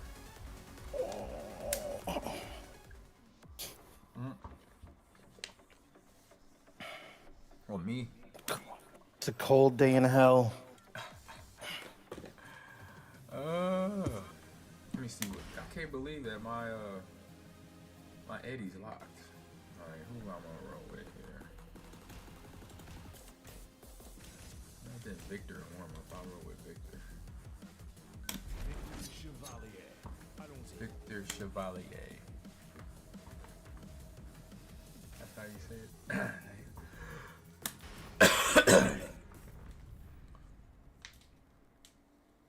Get ready for the next battle. Oh my god, of course I gotta go use the bathroom right now. Ludio says, what's up? Willow, what's up? What up, Ludio? Hey, Akira, I gotta use the bathroom real quick, so don't hit me. Okay. I'll be right back. Alright, be back. He'll just Take time your out. calls. He'll lose the timeout.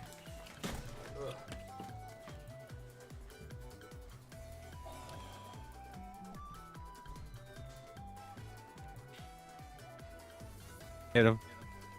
I'm not gonna do it. I am the great Cornholio. I need tippy for my bumhole.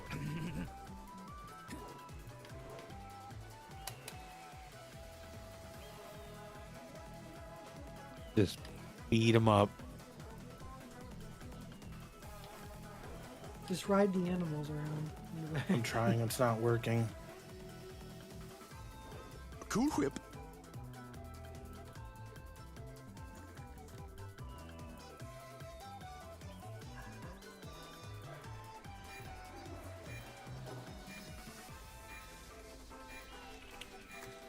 Oh, all right. Sorry about that. I am back.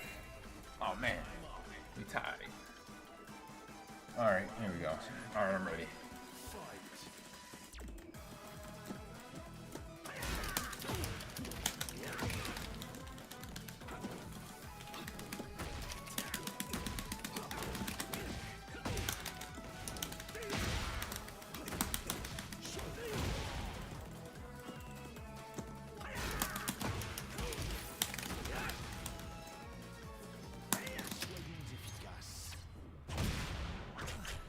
I was holding back. Oh, you were throwing a kick too. So when you're like fighting, it doesn't register the block. But you about to knock me out. You're not. Oh, what?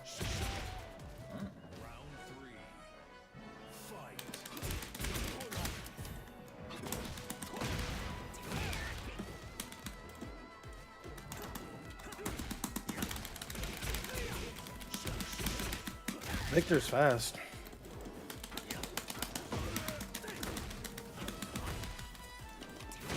Oh.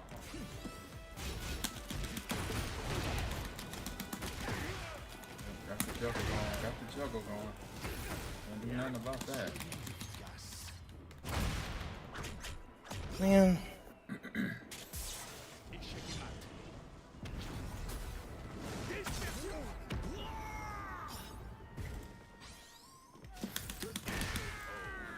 Oh, you rode into me.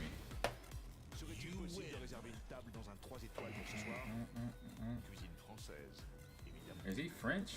Of course. I guess so. Walking around in a suit like that, he's definitely French. Not even a jab? Bravo? Back it up. For not hitting you while you're gone. Oh. I told him to. Well, I did say, you know, I'll be right back. I'll be right. I'm a fair sport. Gentleman's duo. GA. Gentleman's rule. GA, Yeah, general's agreement. Yeah, that's what it is. GA, baby. GA. Need some WWE drama up in here. Speaking of that, I might go pick that up tomorrow from GameStop. WWE and MLB The Show. Because my man Horsebow got some ideas that we going to be doing on here with some MLB The Show. Ooh, I can't wait. Good. It's going to be fun. It'll be good. Yay! Like MLB, your ass whoop. MLB. The show. Uh-oh. Got another friend of mine who's a beast. In MLB The Show? Yeah. Uh-oh.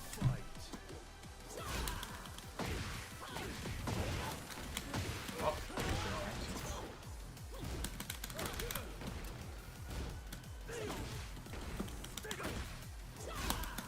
All right, gentlemen. Up here, you have a great night. Alright, me too. Going to bed. I gotta get up.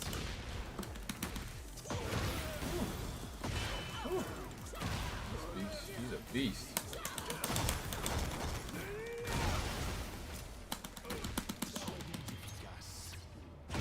Oh, he got me.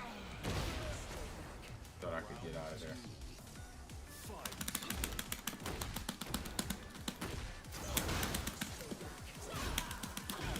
Oh, wow. What the hell was that? Oh, couldn't get her back. Damn.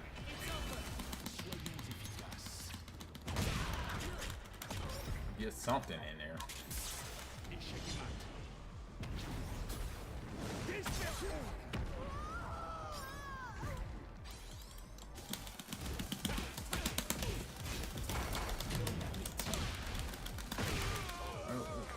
fighting. Fight to the death. Oof, dang. Dang, I'm blocking too. That was unblockable, obviously.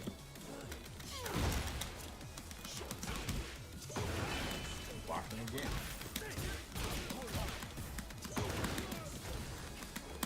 Oh, I shouldn't have rolled into it.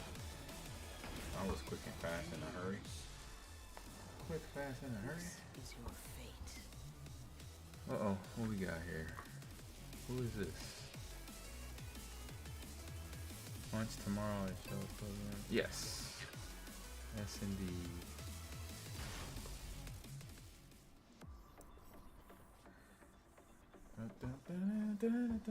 Dang, come on, Eddie. Even though I'm getting good at Victor, I like this. I'm gonna try something. No. You don't like Victor. I do. What you gonna do about it? You can't. Oh no. Nothing. I like Victor. I gotta try go scratch up Paul too, and then go Forrest Law, my imitation Bruce Lee. While y'all About to take a nap. I'm gonna go grab some water. I'll be right back and hit you with the slide too. Be back. Get ready for the next battle.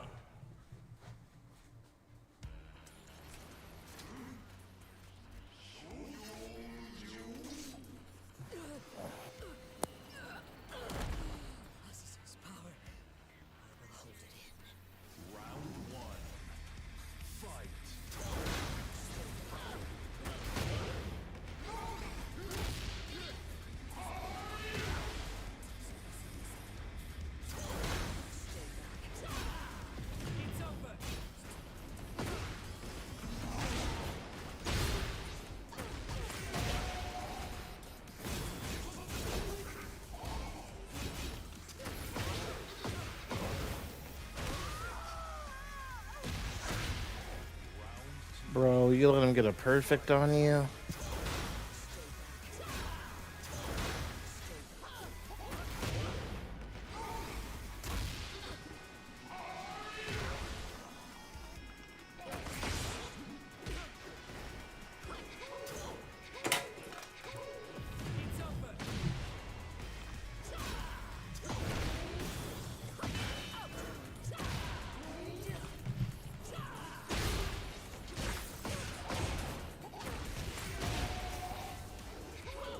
Oh damn, that's so bloody right there.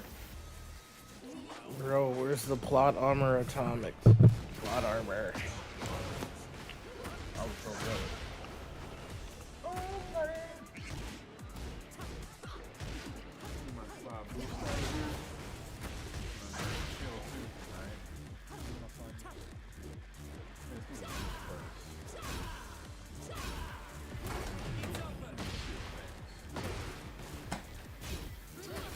That slide boost, the focus, the balance, and can't be free. You win a tournament, you get a box sent to you for the Pros vs. Joes. There you go. And we're doing Pros vs. Joes at MDC, baby. We're gonna have slide drinks there and all-time me and Russian t-shirts there. You get your own. Let's that open. Oh, right there, that good old slide boost. Mango, tropical. Tropical. There it is. Get your slide round. I'm gonna be boosted to see if my fight is gonna change.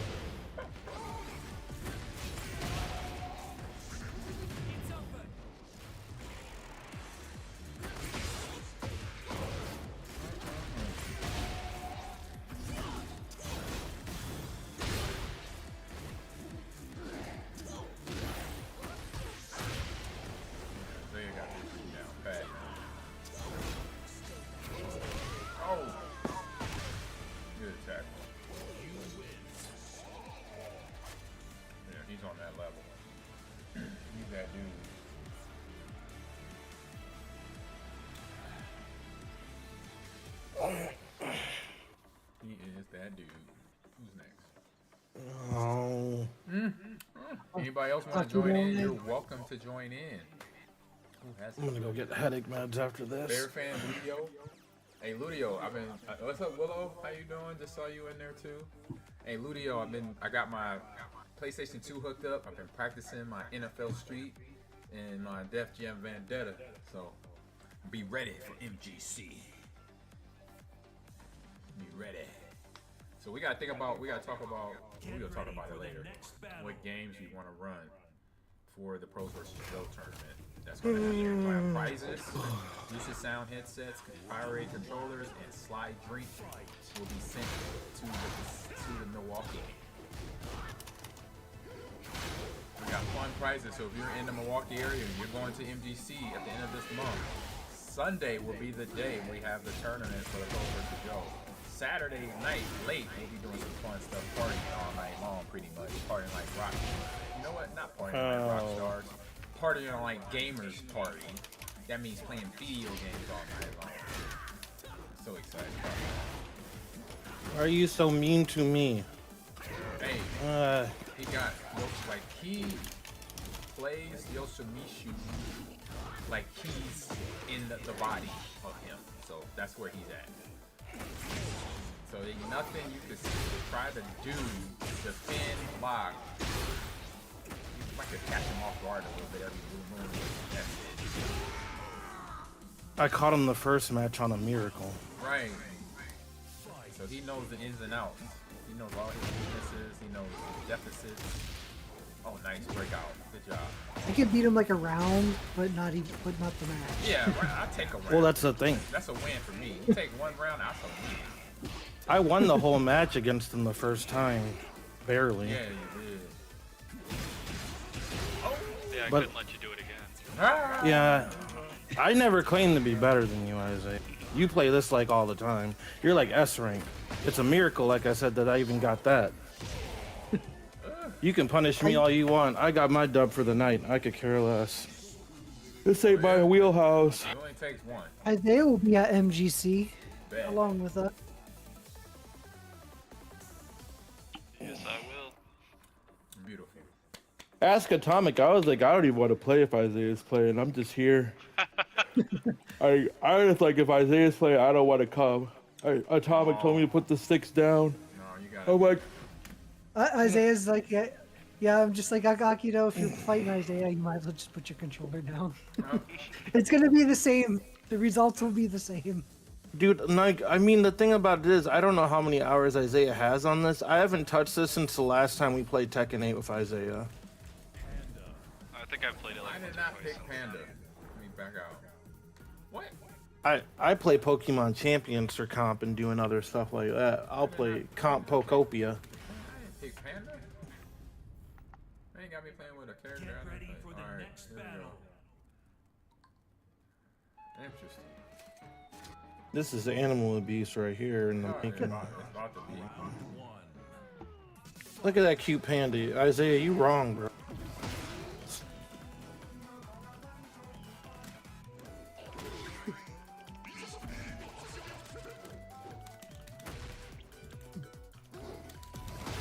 He's doing the dirty stuff.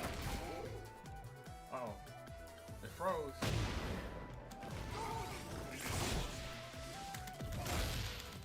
What the heck? How? It's freezing.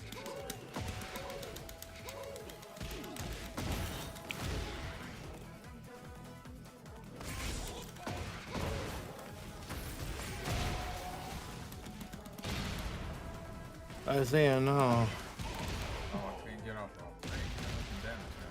Round 2. Why did you do that?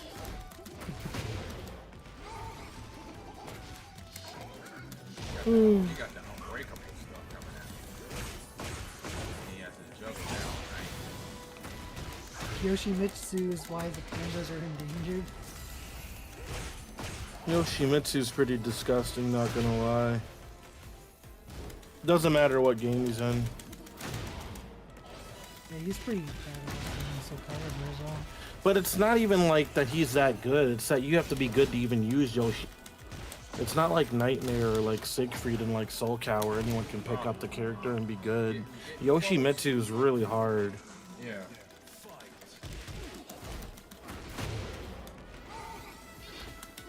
He knows the one. Wow, he's like such a power warrior. Oh,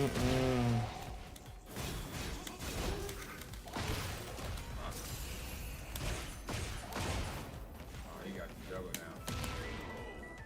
That's it. I got some punches in. I'm happy with that.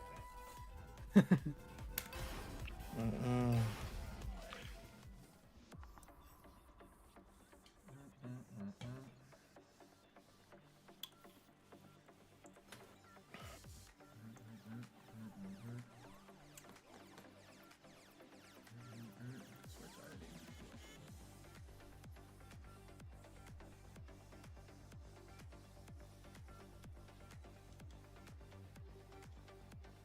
Oh, okay. Atomic Bomb and Isaiah. Atomic Bomb beginner? You don't play like a beginner. Get ready At for all. the next battle. So, Ludio, how has your week been? Tipsy, what's up? How you doing? We got Atomic Bomb. Round one. We got over here. Lucky, Ludio, Misha, super fan, what's good? You go booming. Wow, Meta and Goofy. Good. What's up, Highlight Nova? Hey, Darian88, anybody in our EA Sports College Football Dynasty, we got games to play against each other now, so make sure you reach out to your opponents and get your game set up and play, because I will still sim the weeks, so I don't know where I'll get your opportunities to play a game.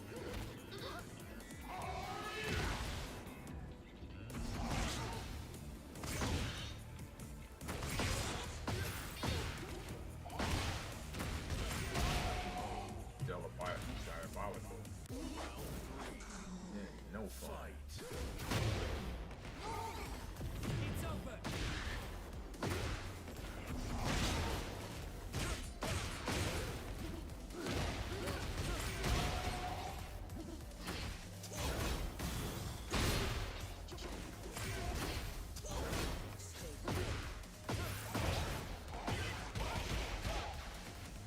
There you go.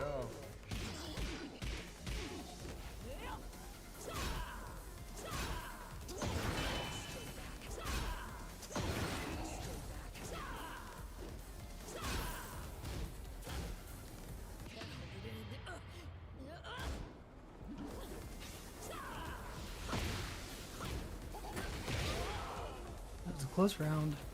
Yeah.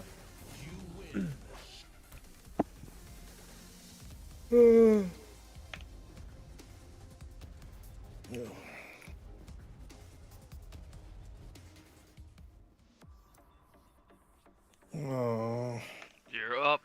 Who's up? Lucky actually, Dell and can I Isaiah. just let it time out? I could let it time out.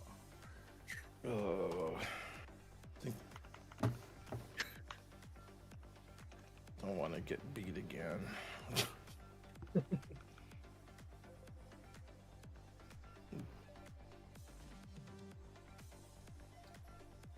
Random. I just want to play my mobile games and watch Atomic and I'm on get beat. Get ready for the next battle. You did beat him once. I don't know that girl. Round one. Get away from me. Demon. Oh, lightning. Okay. Bro, get away from me. Yeah, this is a weird lightning power. I don't even know how to deal with you. Everything's an uppercut. Go, me.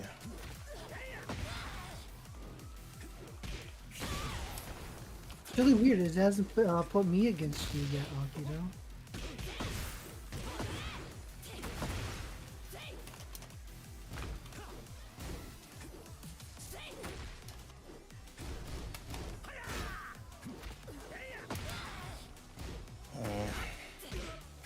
Bad face. Round two. Fight.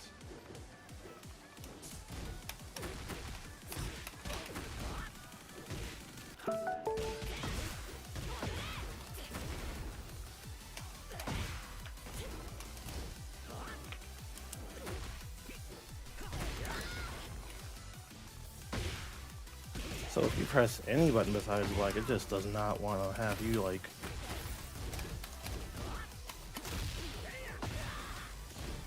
Bro, that should have hit.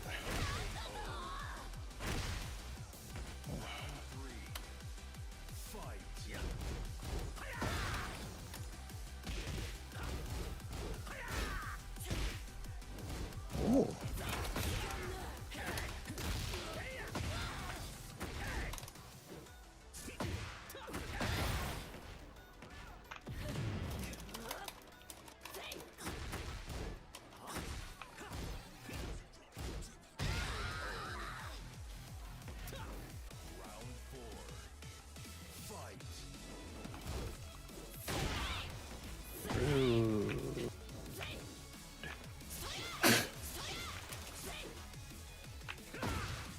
Back away, back away.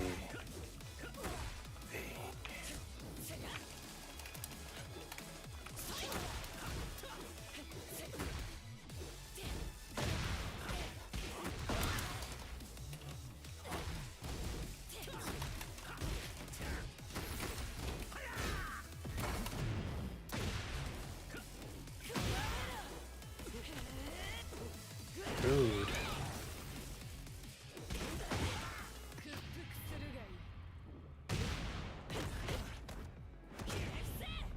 What the heck? That's that was brutal. That was a lot off my health bar, bro. That was brutal.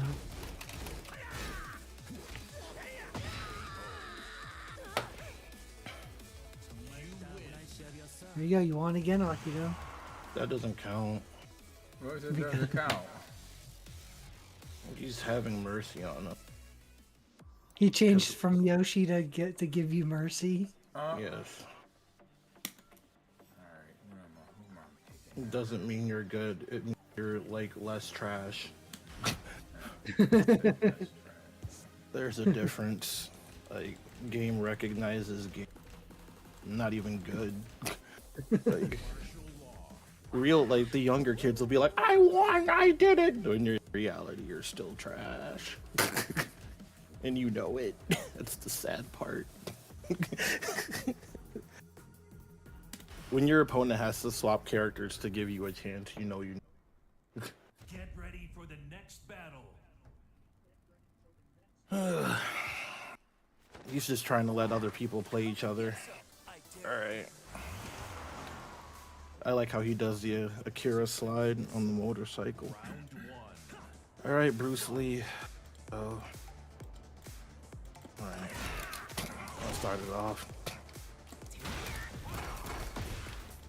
Damn. Okay. I forgot you got them hands and stuff too. You get the attacks, man.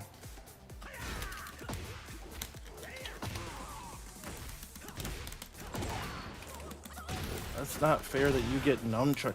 Why is he doing so much damage? Bro, no, this should hit. Backhand. Backhand. There's no way that wasn't gonna hit. I was gonna say, like, give me that. I want to say Law's been in the series since the beginning. Yeah. Oh, he has. But how come he gets nunchucks? It's not fair. Well, I mean, I guess everyone else, like, Victor gets a sword. Hit him with the 1-2. Safina's with weird mystical powers and some big, huge, like, claw. Whoa. Oh, calm down, bro. It's only game. I'm on the ground.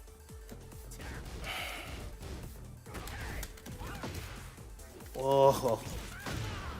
Ooh. Dang.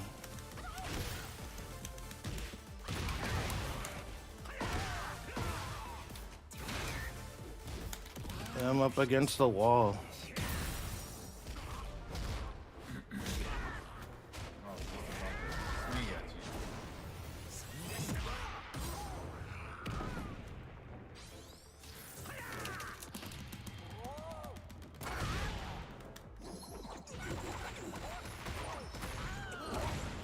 Couldn't block that one. That's a wrap.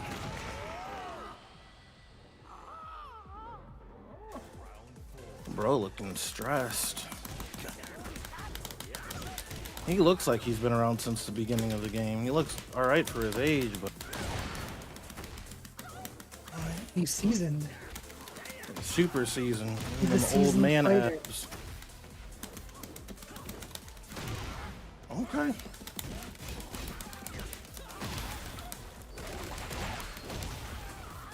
Alright, Long. Dang, the slide. This is it then, huh? Not off to a good start.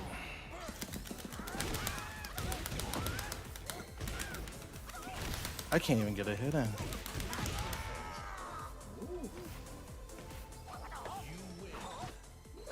GG.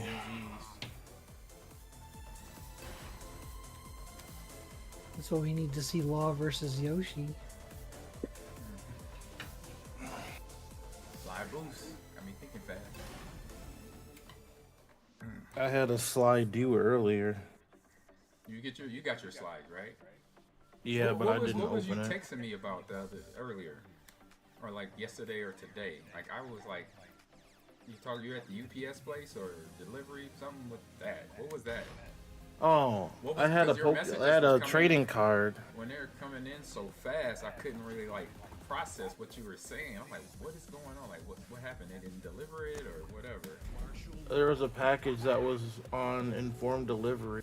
I'm like, did you put it in the wrong package, like the wrong mailbox slot? She's like, well, just because your USPS informed delivery says it's going to be delivered today, doesn't mean it's actually going to get delivered today. I'm like, how does that work? They're like, because it's taken, the picture of the package is taken when they receive it, when it's sent, not when it's received. So I'm over here like, what do you mean you don't have a record of whatever? They're like, it might not even be here. I'm like, that's weird. So, cause I was like, it says it's here. Like, where is it? And they're like, well, that's not even our tracking number. It's eBay's tracking number. I'm like, what do you mean by that? So they had to explain how the mail service works.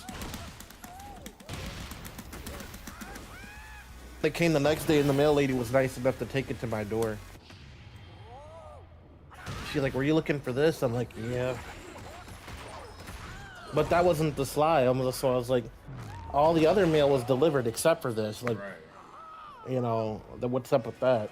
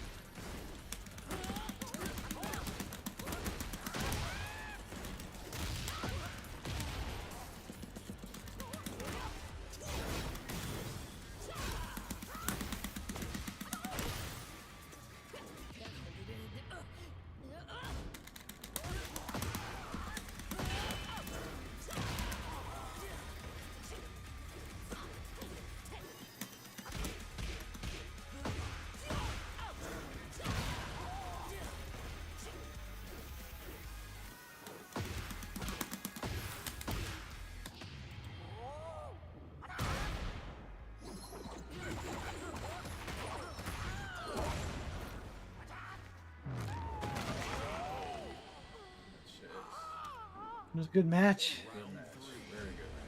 Oh, where's no? We still got one more round.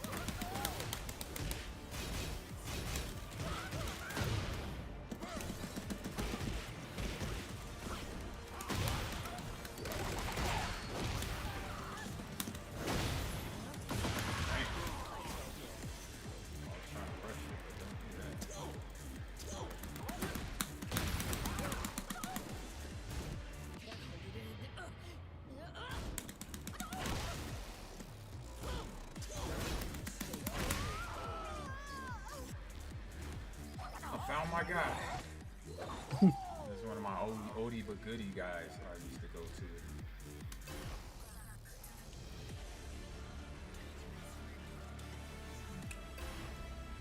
Yeah, Zafina didn't come around until I think 6, I believe. Yeah, she's a little problem though, with that mutated hand Yeah. and everything. You're not paying attention to that damn thing. Like you started running through me, literally. I'm like, what the Yep. French toast is going on? When she steps down and backwards, and then she pulls that like that arm claw thing up, and then she just goes right into you. It's deadly too whenever she pulls off that like whirlwind spin, like where she does that whole like storm thing towards you. Yeah. The dark energy. Yeah, it's scary. Like it's about to get scary with Yoshimitsu right now. It's about to get scary. Get ready for the Hey, I talked to battle. my niece, Vienna Valor. She says she's down to actually come on a podcast next week, and obviously Hell Divers anytime we want to do some Hell Divers with her. She streams early, but she has kids, so.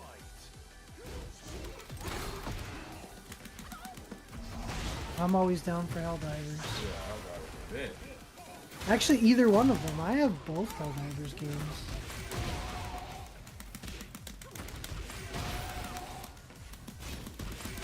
I used to play the first one a long time ago.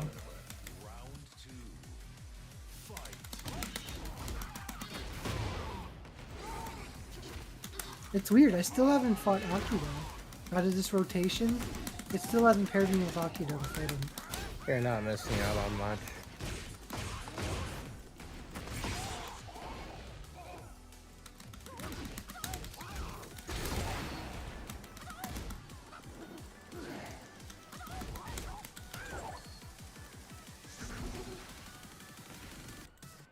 What the hell? He's committed suicide? Damn, that means he's about to come kick my ass and kill himself and come back from the dead.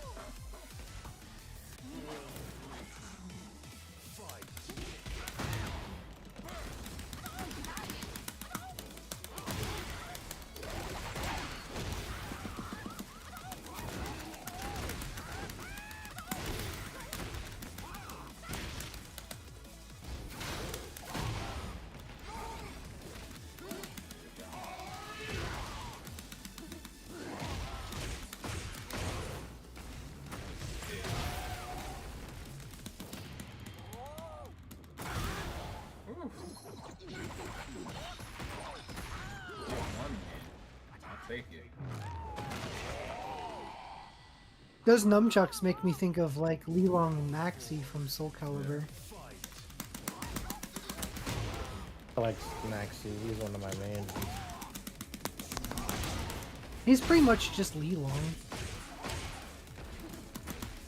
Lilong was his dad. Lilong was in the original Soul Blade, and then it changed it to give us his son, Maxi. Shot. I got one win. I'll take it. It's a win in my book. I came in way too hot on that round. Yeah, he did. Let me get up. And I tried to take advantage of it. I did one round. It helped. Akido and Isaac. Can I just accidentally DC? What?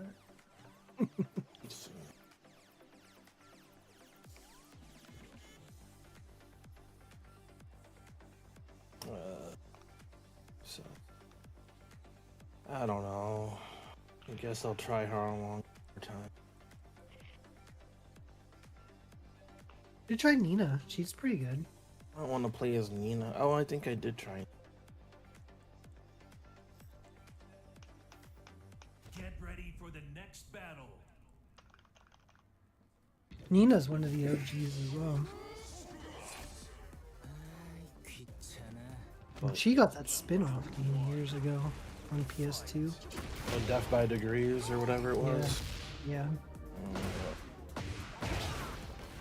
Maybe if I just lay here, the pain will stop. No, Yoshi was still Kogo on top of you if you're laying down.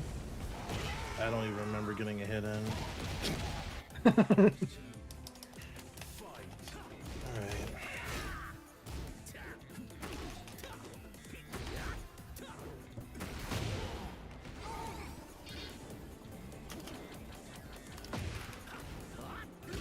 I get the blocks on. So weird. Yoshi has like tentacles or whatever. Like an alien. Say, yeah, just like trying to get some of the.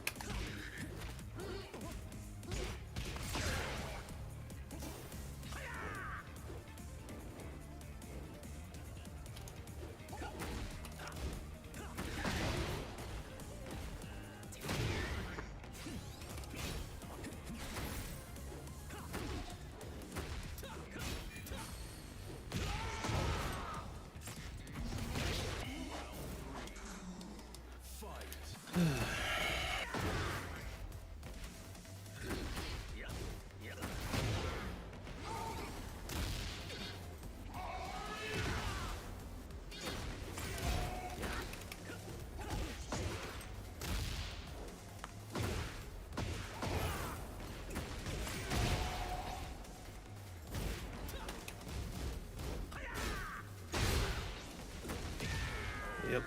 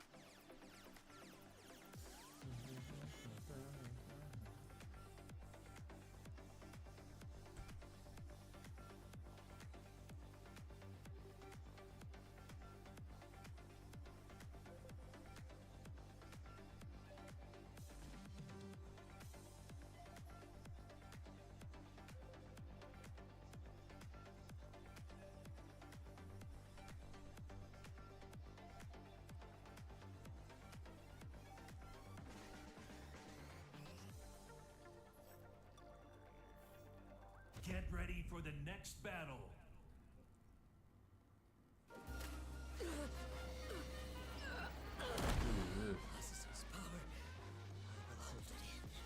Round one. Fight.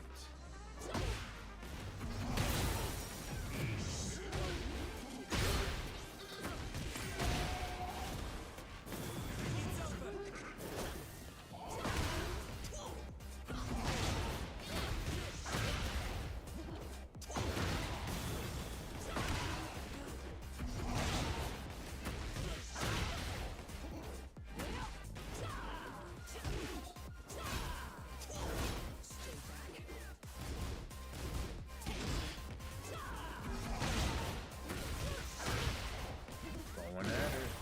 Good fight so far.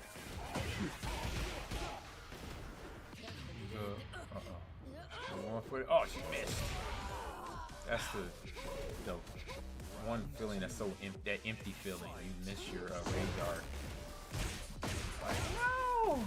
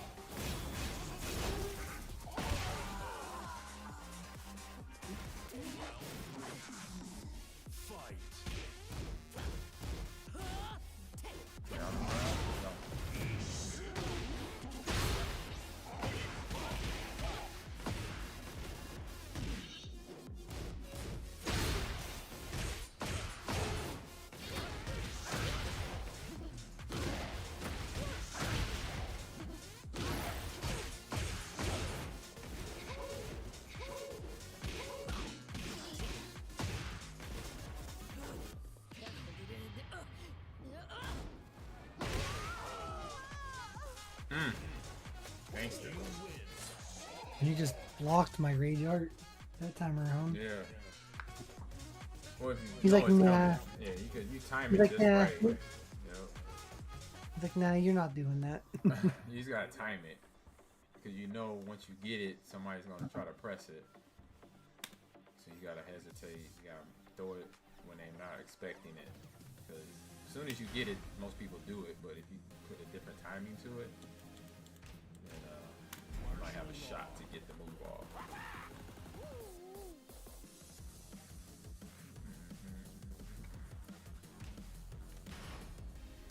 We're on the boat.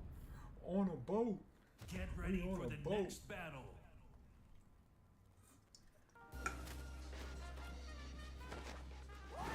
Come and get some. I dare you. Round one. Fight.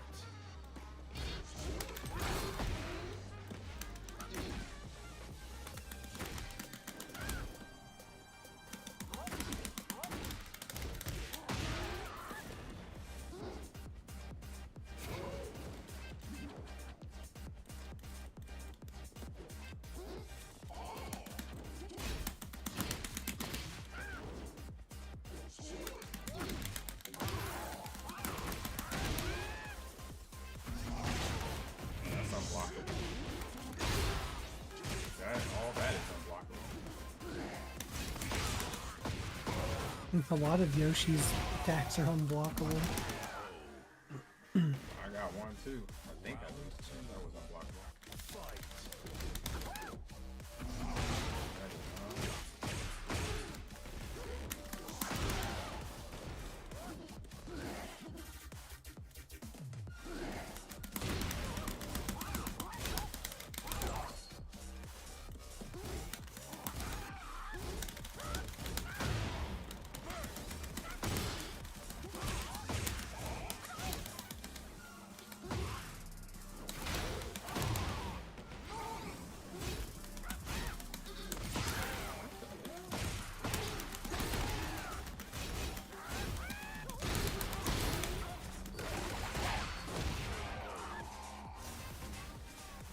Round three. Fight.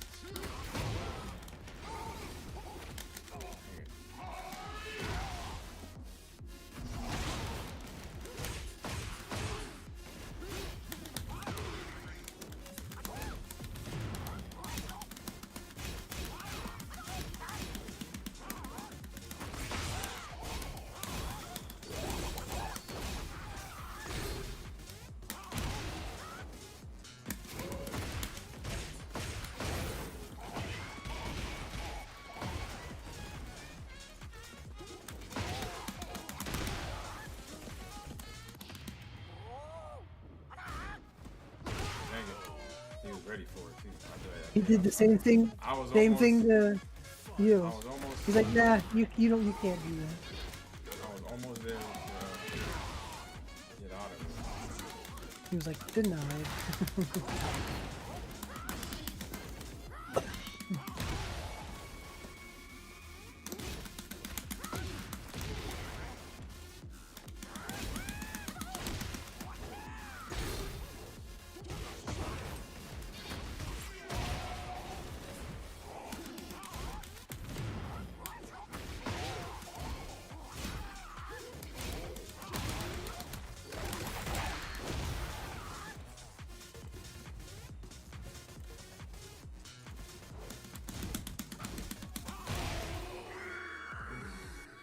GG's. I earned that. GG's. I earned that right there. That was a fight.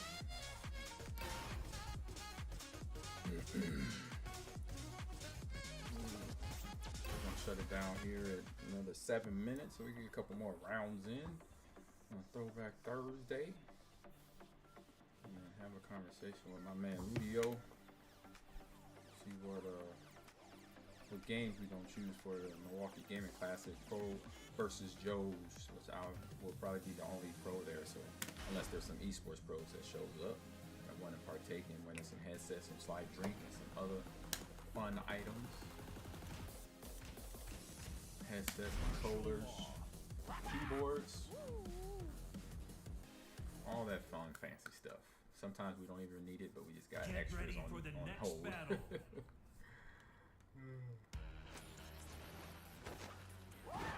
Come and get some. I dare you. Round one. Fight.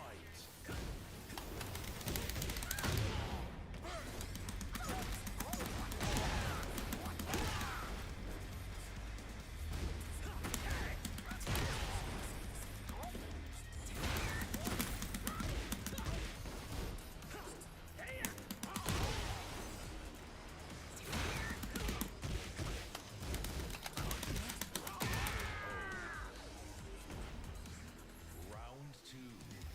Fight.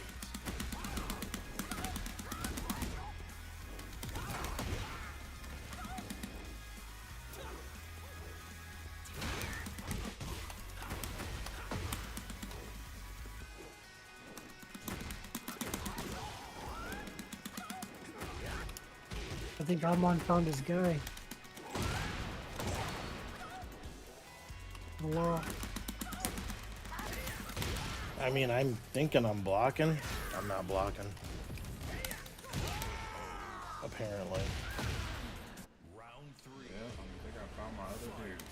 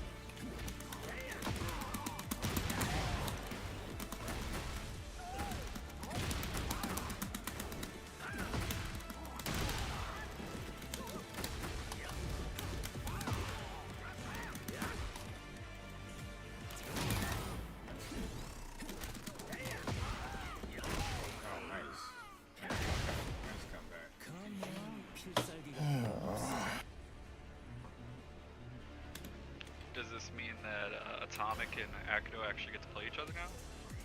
Probably. I don't know. They not played yet? No, it keeps like ignoring pairing us up. Oh, okay. Probably. Yeah, there it is. Wow, you called it. Finally. Yay.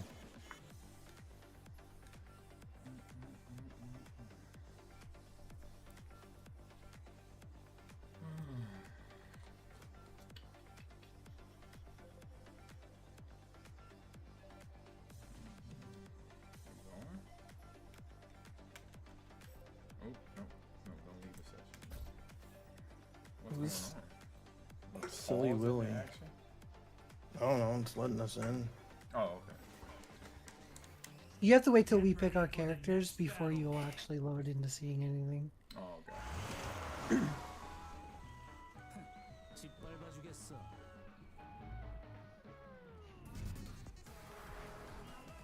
Let's start this. Round one.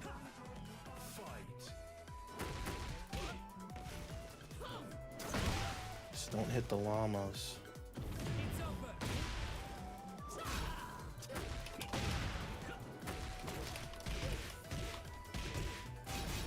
Using a fight pad or a fight stick? I'm using just my controller. Oh, yeah. I was too lazy for all that today. God dang. I mean, it's a little extra.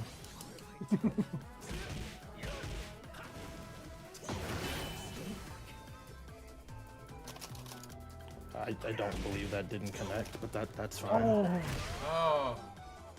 You had I just overshot. Went on the other side of you. They stayed on the left side and low kick. That would have been better.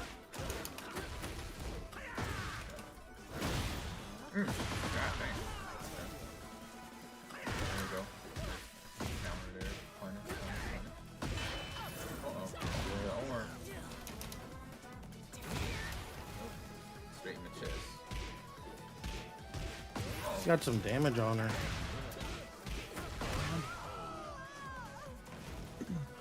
Why is she so mean?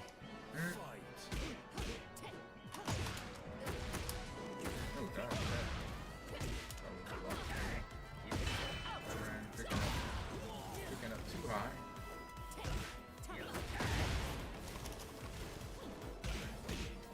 That was bad. Wow.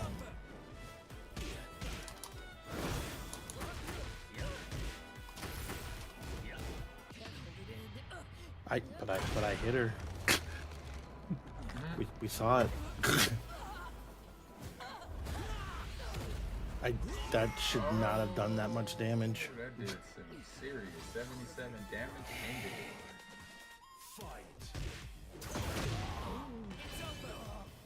Alright, how long? He's ran. Just stay on the ground and she'll go away. It doesn't work that way. Okay.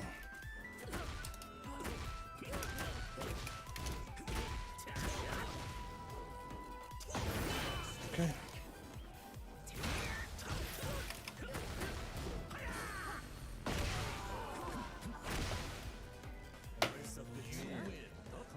That was a That was a good one. good back and forth right there. Yep. Good one. Good.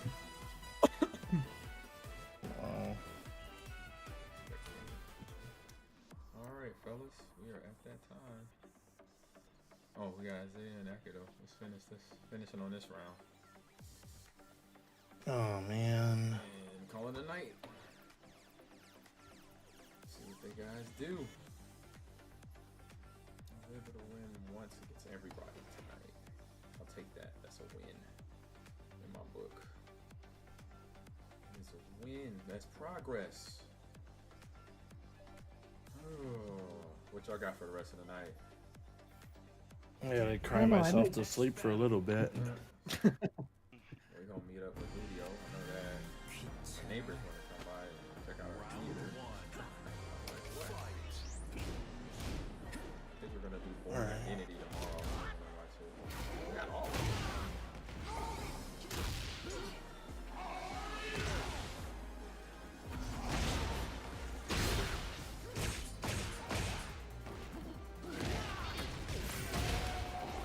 I mean, okay.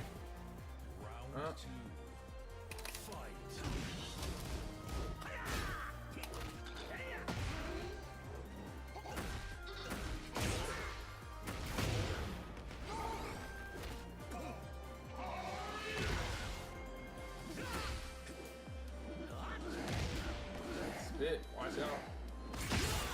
I mean, there's not a lot you can really watch out for that except for the back off. Or don't get close. That's what I do.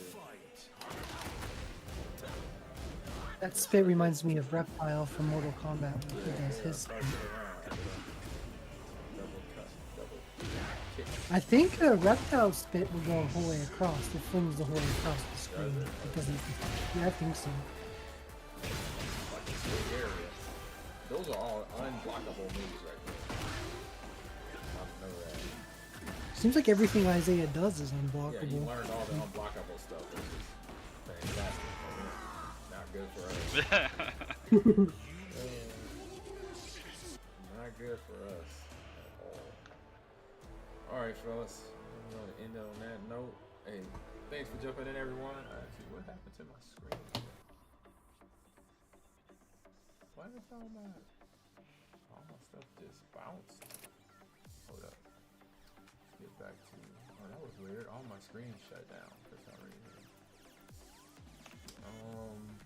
So let's put into the chat a little DDI action, and then some Cameo, and yeah, I gotta think of the other ones, but I can't right now. So we're logging off, but everybody, thank you for coming in. Good conversation, good gaming. Akido, Isaiah, Atomic Bomb. It's all been good as usual. Gaming on Throwdown Thursday. Tomorrow we got Friday, so we could FPS Friday, so we can go Arc Raiders. We could go Fortnite. We could go Marvel Rivals.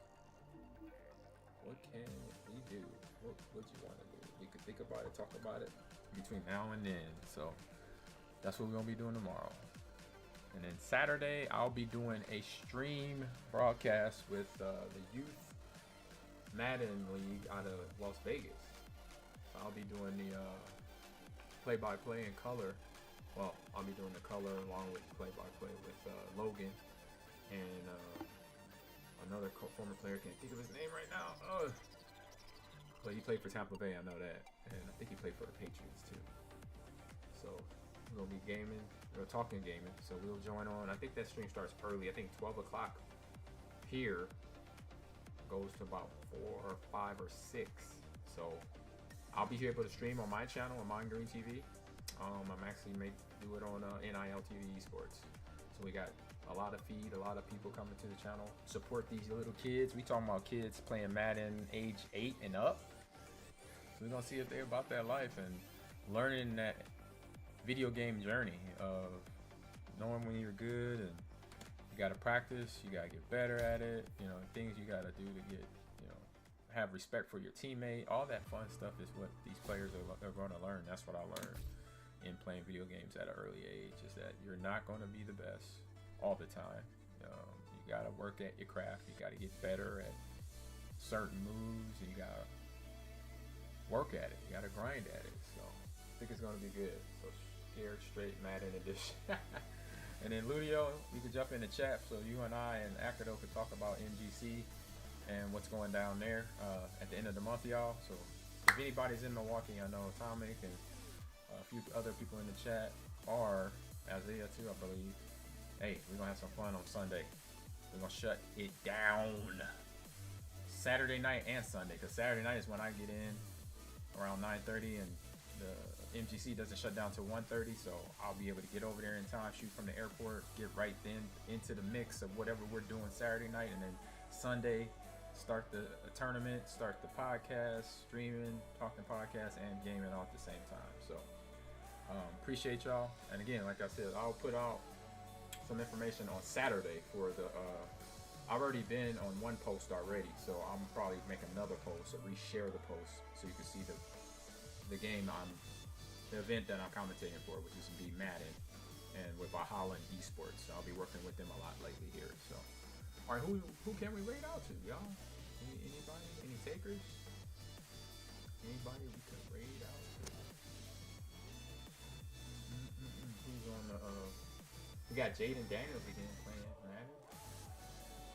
We got Spot 'em with the Call of Duty Warzone. We got Captain Dubville in the Easy Pursuit. We got Swap. Tire Swap is on. Oh, we might have to hit Tire Swap up. Oil's on Major League Baseball as well. He's on MLB The Show. Yes. Oh, okay. That's it. I say I'm gonna stream. I'm gonna raid to Tire Swap, and then NIL could raid to Oil. Tire. It won't even matter. What? You've got the 14 guy, one person. No, it's only one person on NIL TV. And it's probably me. I don't know. Most likely, yeah. I'm over there too, so I don't know why it doesn't count both of us. Never mind, it's Atomic. He's the only one. Because I'm not even on NIL TV. Atomic, you're going over to Oil, and then everybody else is going over. I'm in both channels. I'm Yeah. actually in both channels, so I'm going to go over to both channels. Either Sounds way. good. Sounds terrific. All right, here we go. This is some Line Green TV. I'm gonna raid over to who did I say? Tire swap. Tire swap. All right, here we go. What in the world? Here we go. Raid. Tire.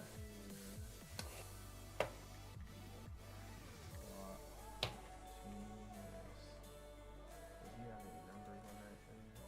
Nope. Alright, here we go. Raid out. Fire swap this. And then let me go to NILTV on the incognito screen.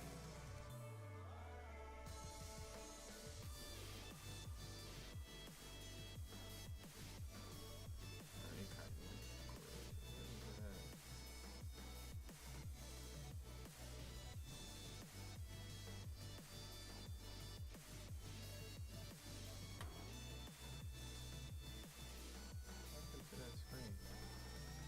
at? I can raid out on us.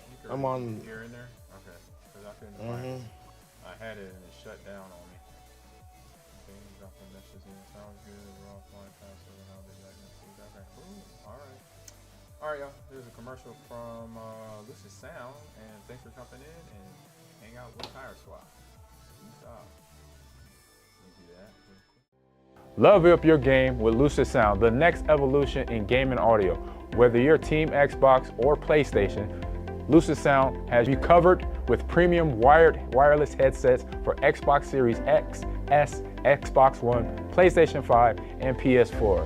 Hear every step, every shot, and every detail loud and clear. Comfort meets clarity. Game with Lucid Sound.